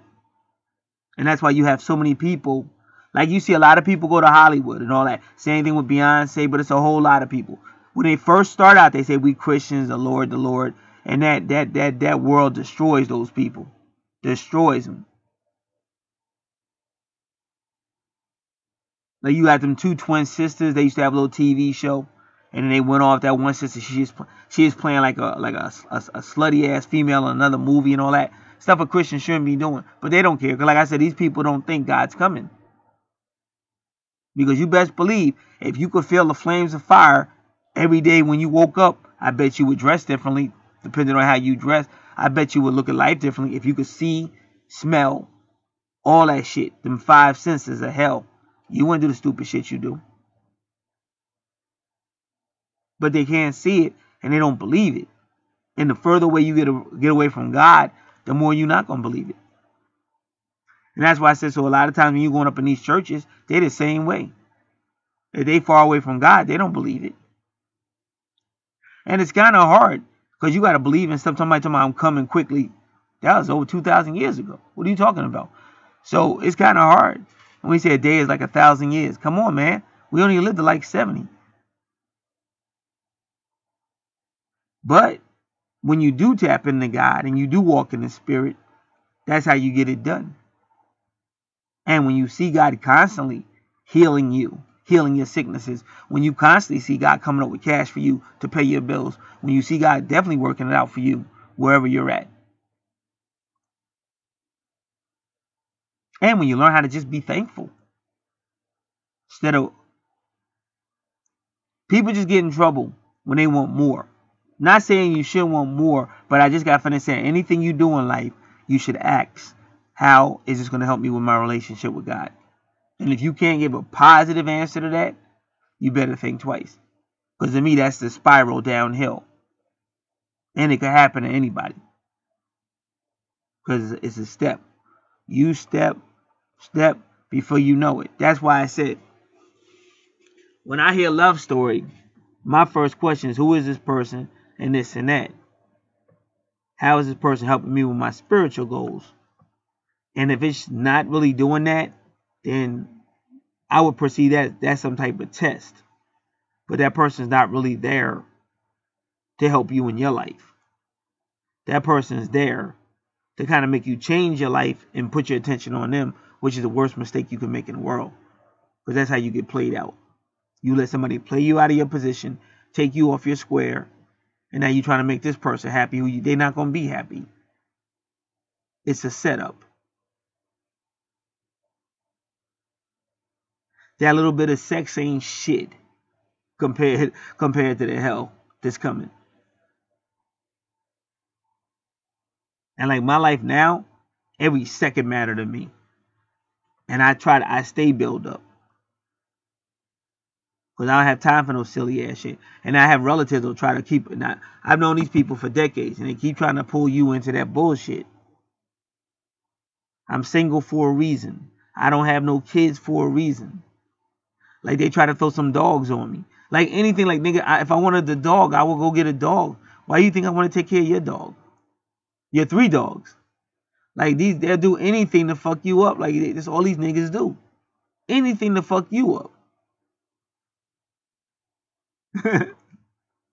So no, I'm good, nigga. I'm happy. That's why I said I'm a teacher. Y'all got it twisted. A lot of y'all just go by a voice or some stupid shit. I'm a happy ass motherfucker. First off, I'm a Leo, so all we do is laugh. Plus, I can tend to be goofy. I did the hand puppets recently. I ain't did the hand puppets in like 20 years. For some reason, I just started doing the fucking hand puppet and shit. That shit was funny. Listen, y'all got this shit twisted. See, I know how to stay in my boundaries. God come first. It don't matter. He come above me. Anybody else, God come first. That's the bottom line. Now, God will throw you in the deep. God is going to test you. You see him throw David in the deep, Psalm 69. Threw Jonah in the deep, Jonah 1 and 2. He threw Paul into the darkness, which is paradise, because in the Bible, paradise is the darkness. 2 Corinthians chapter 12, Luke 23, 43 to 46. So God is always going to be testing your ass. You will see supernatural shit. You will be in real spiritual warfare. Yea, though I walk through the valley of the shadow of death, I shall fear no evil. Psalms 23. The Holy Spirit took Jesus to be tempted of the devil right after Jesus got baptized. Matthew chapter 4. This shit ain't easy. So you got to be ready to duke it out with everybody. Everybody. Because Job had to duke it out with all the shit that happened to him. He had to duke it out with his health. He had to duke it out with them fake ass phony friends that came that was lying about everything. Had to duke it out with God. Because God was the one that let all that shit go down in the first place. And then God showed up in Job 38 ranting. He actually went on a rant from Job 38 to Job 40. And then in Job 41 he praises Leviathan. And then in Job 42 Job gets restored. So if you got to deal with all that shit, and that take a unique person, because everybody ain't going to do it.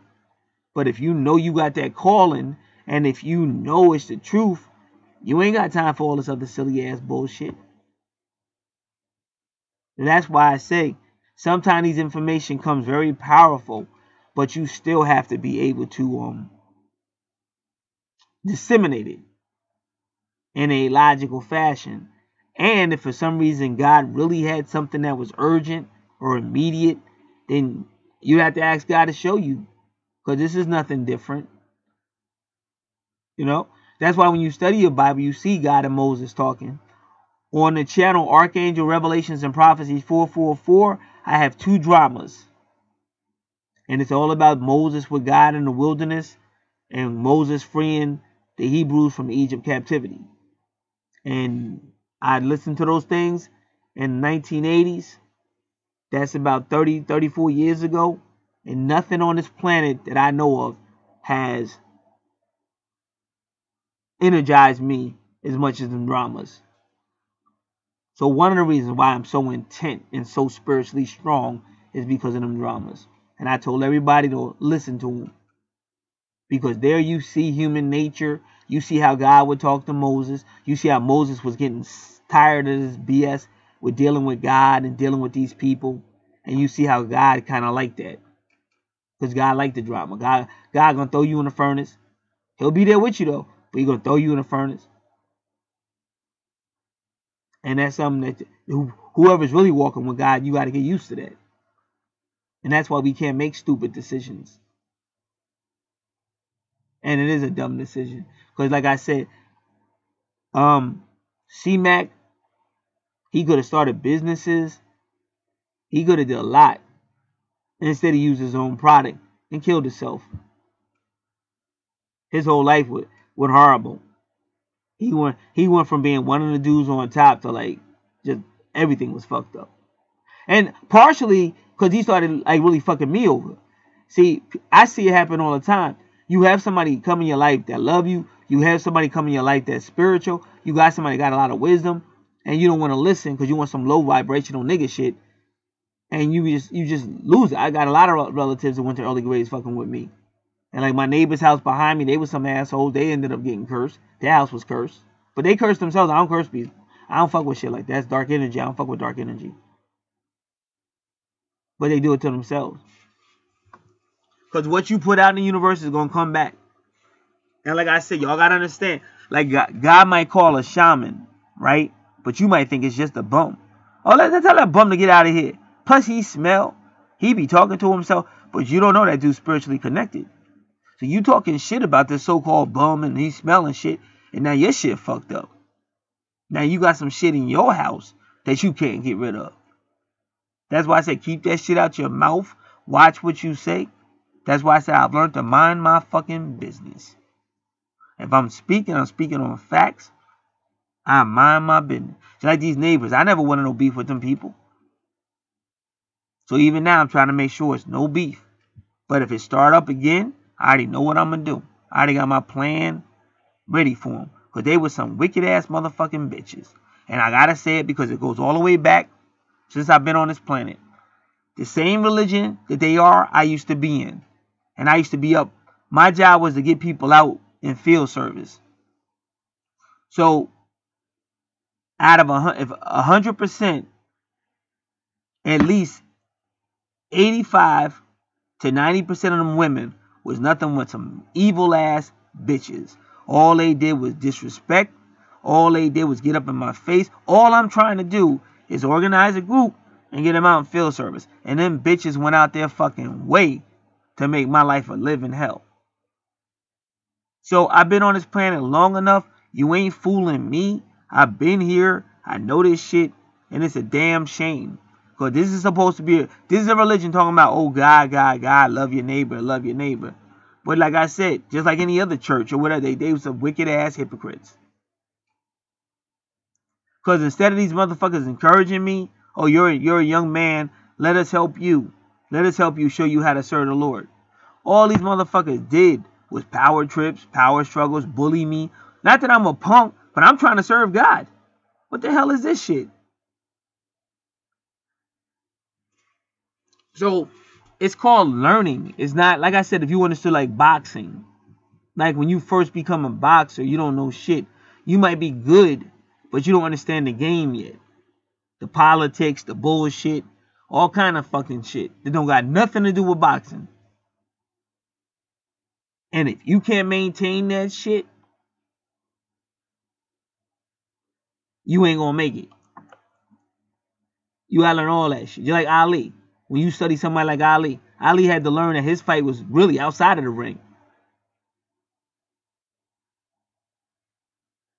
From him being Malcolm's friend to having to disown Malcolm because Malcolm had a falling out with the Honorable Elijah Muhammad. So now Muhammad Ali got to stay with the messenger and tell no more Malcolm to fight the government because he ain't want to fight in Vietnam. To fighting the politics in the ring, fighting Howard Cosell, you name it. So that's why I said the God likes drama, and he's gonna keep putting you in that shit. So you gotta be tough skinned, but that's how you grow the fuck up. But because you finally grow up, when you do meet a female, it'll be different. Because you ain't coming with that goofy, putting some female on some pedestal. Only person to be put on a pedestal is God. That's it. Don't mean y'all can't go out and sometimes you do nice things for people. But when you think that person's going to change your life or make your life better, you stupid. You should love yourself. If you love yourself, you, like I said, you shouldn't need somebody else to make you feel loved. That's just stupid. You have to learn to love yourself. It's okay to have somebody in your life, but you should already have love. That's stupid. This is just dumb shit on this planet. And this is shit I had to learn and grow the fuck up out of.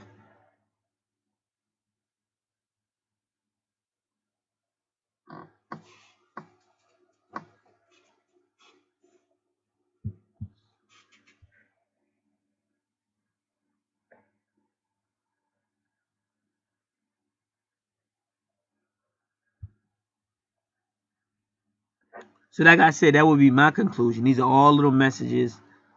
There was some especially because of the hubcap and just the moon not being at the location that they said it was in, and just a lot of other stuff with Venus, whatever. It's a lot of twin flame connotations, but it's also a lot of the wheel connotation. And like I said, all you can do is take in information, and if you want clarity, ask God for clarity. Otherwise, me personally, I've learned to just keep moving. Like I'm a soldier in the army of the Lord, so I keep moving. And I just feel like if God really wants my attention, he definitely knows how to get it. But I can't worry about every little thing I see because it's never gonna stop. It's ongoing. So it's never gonna stop. So you just gotta move into, and if God really wants you to really pay attention, he'll get your attention. So that concludes everything. God bless.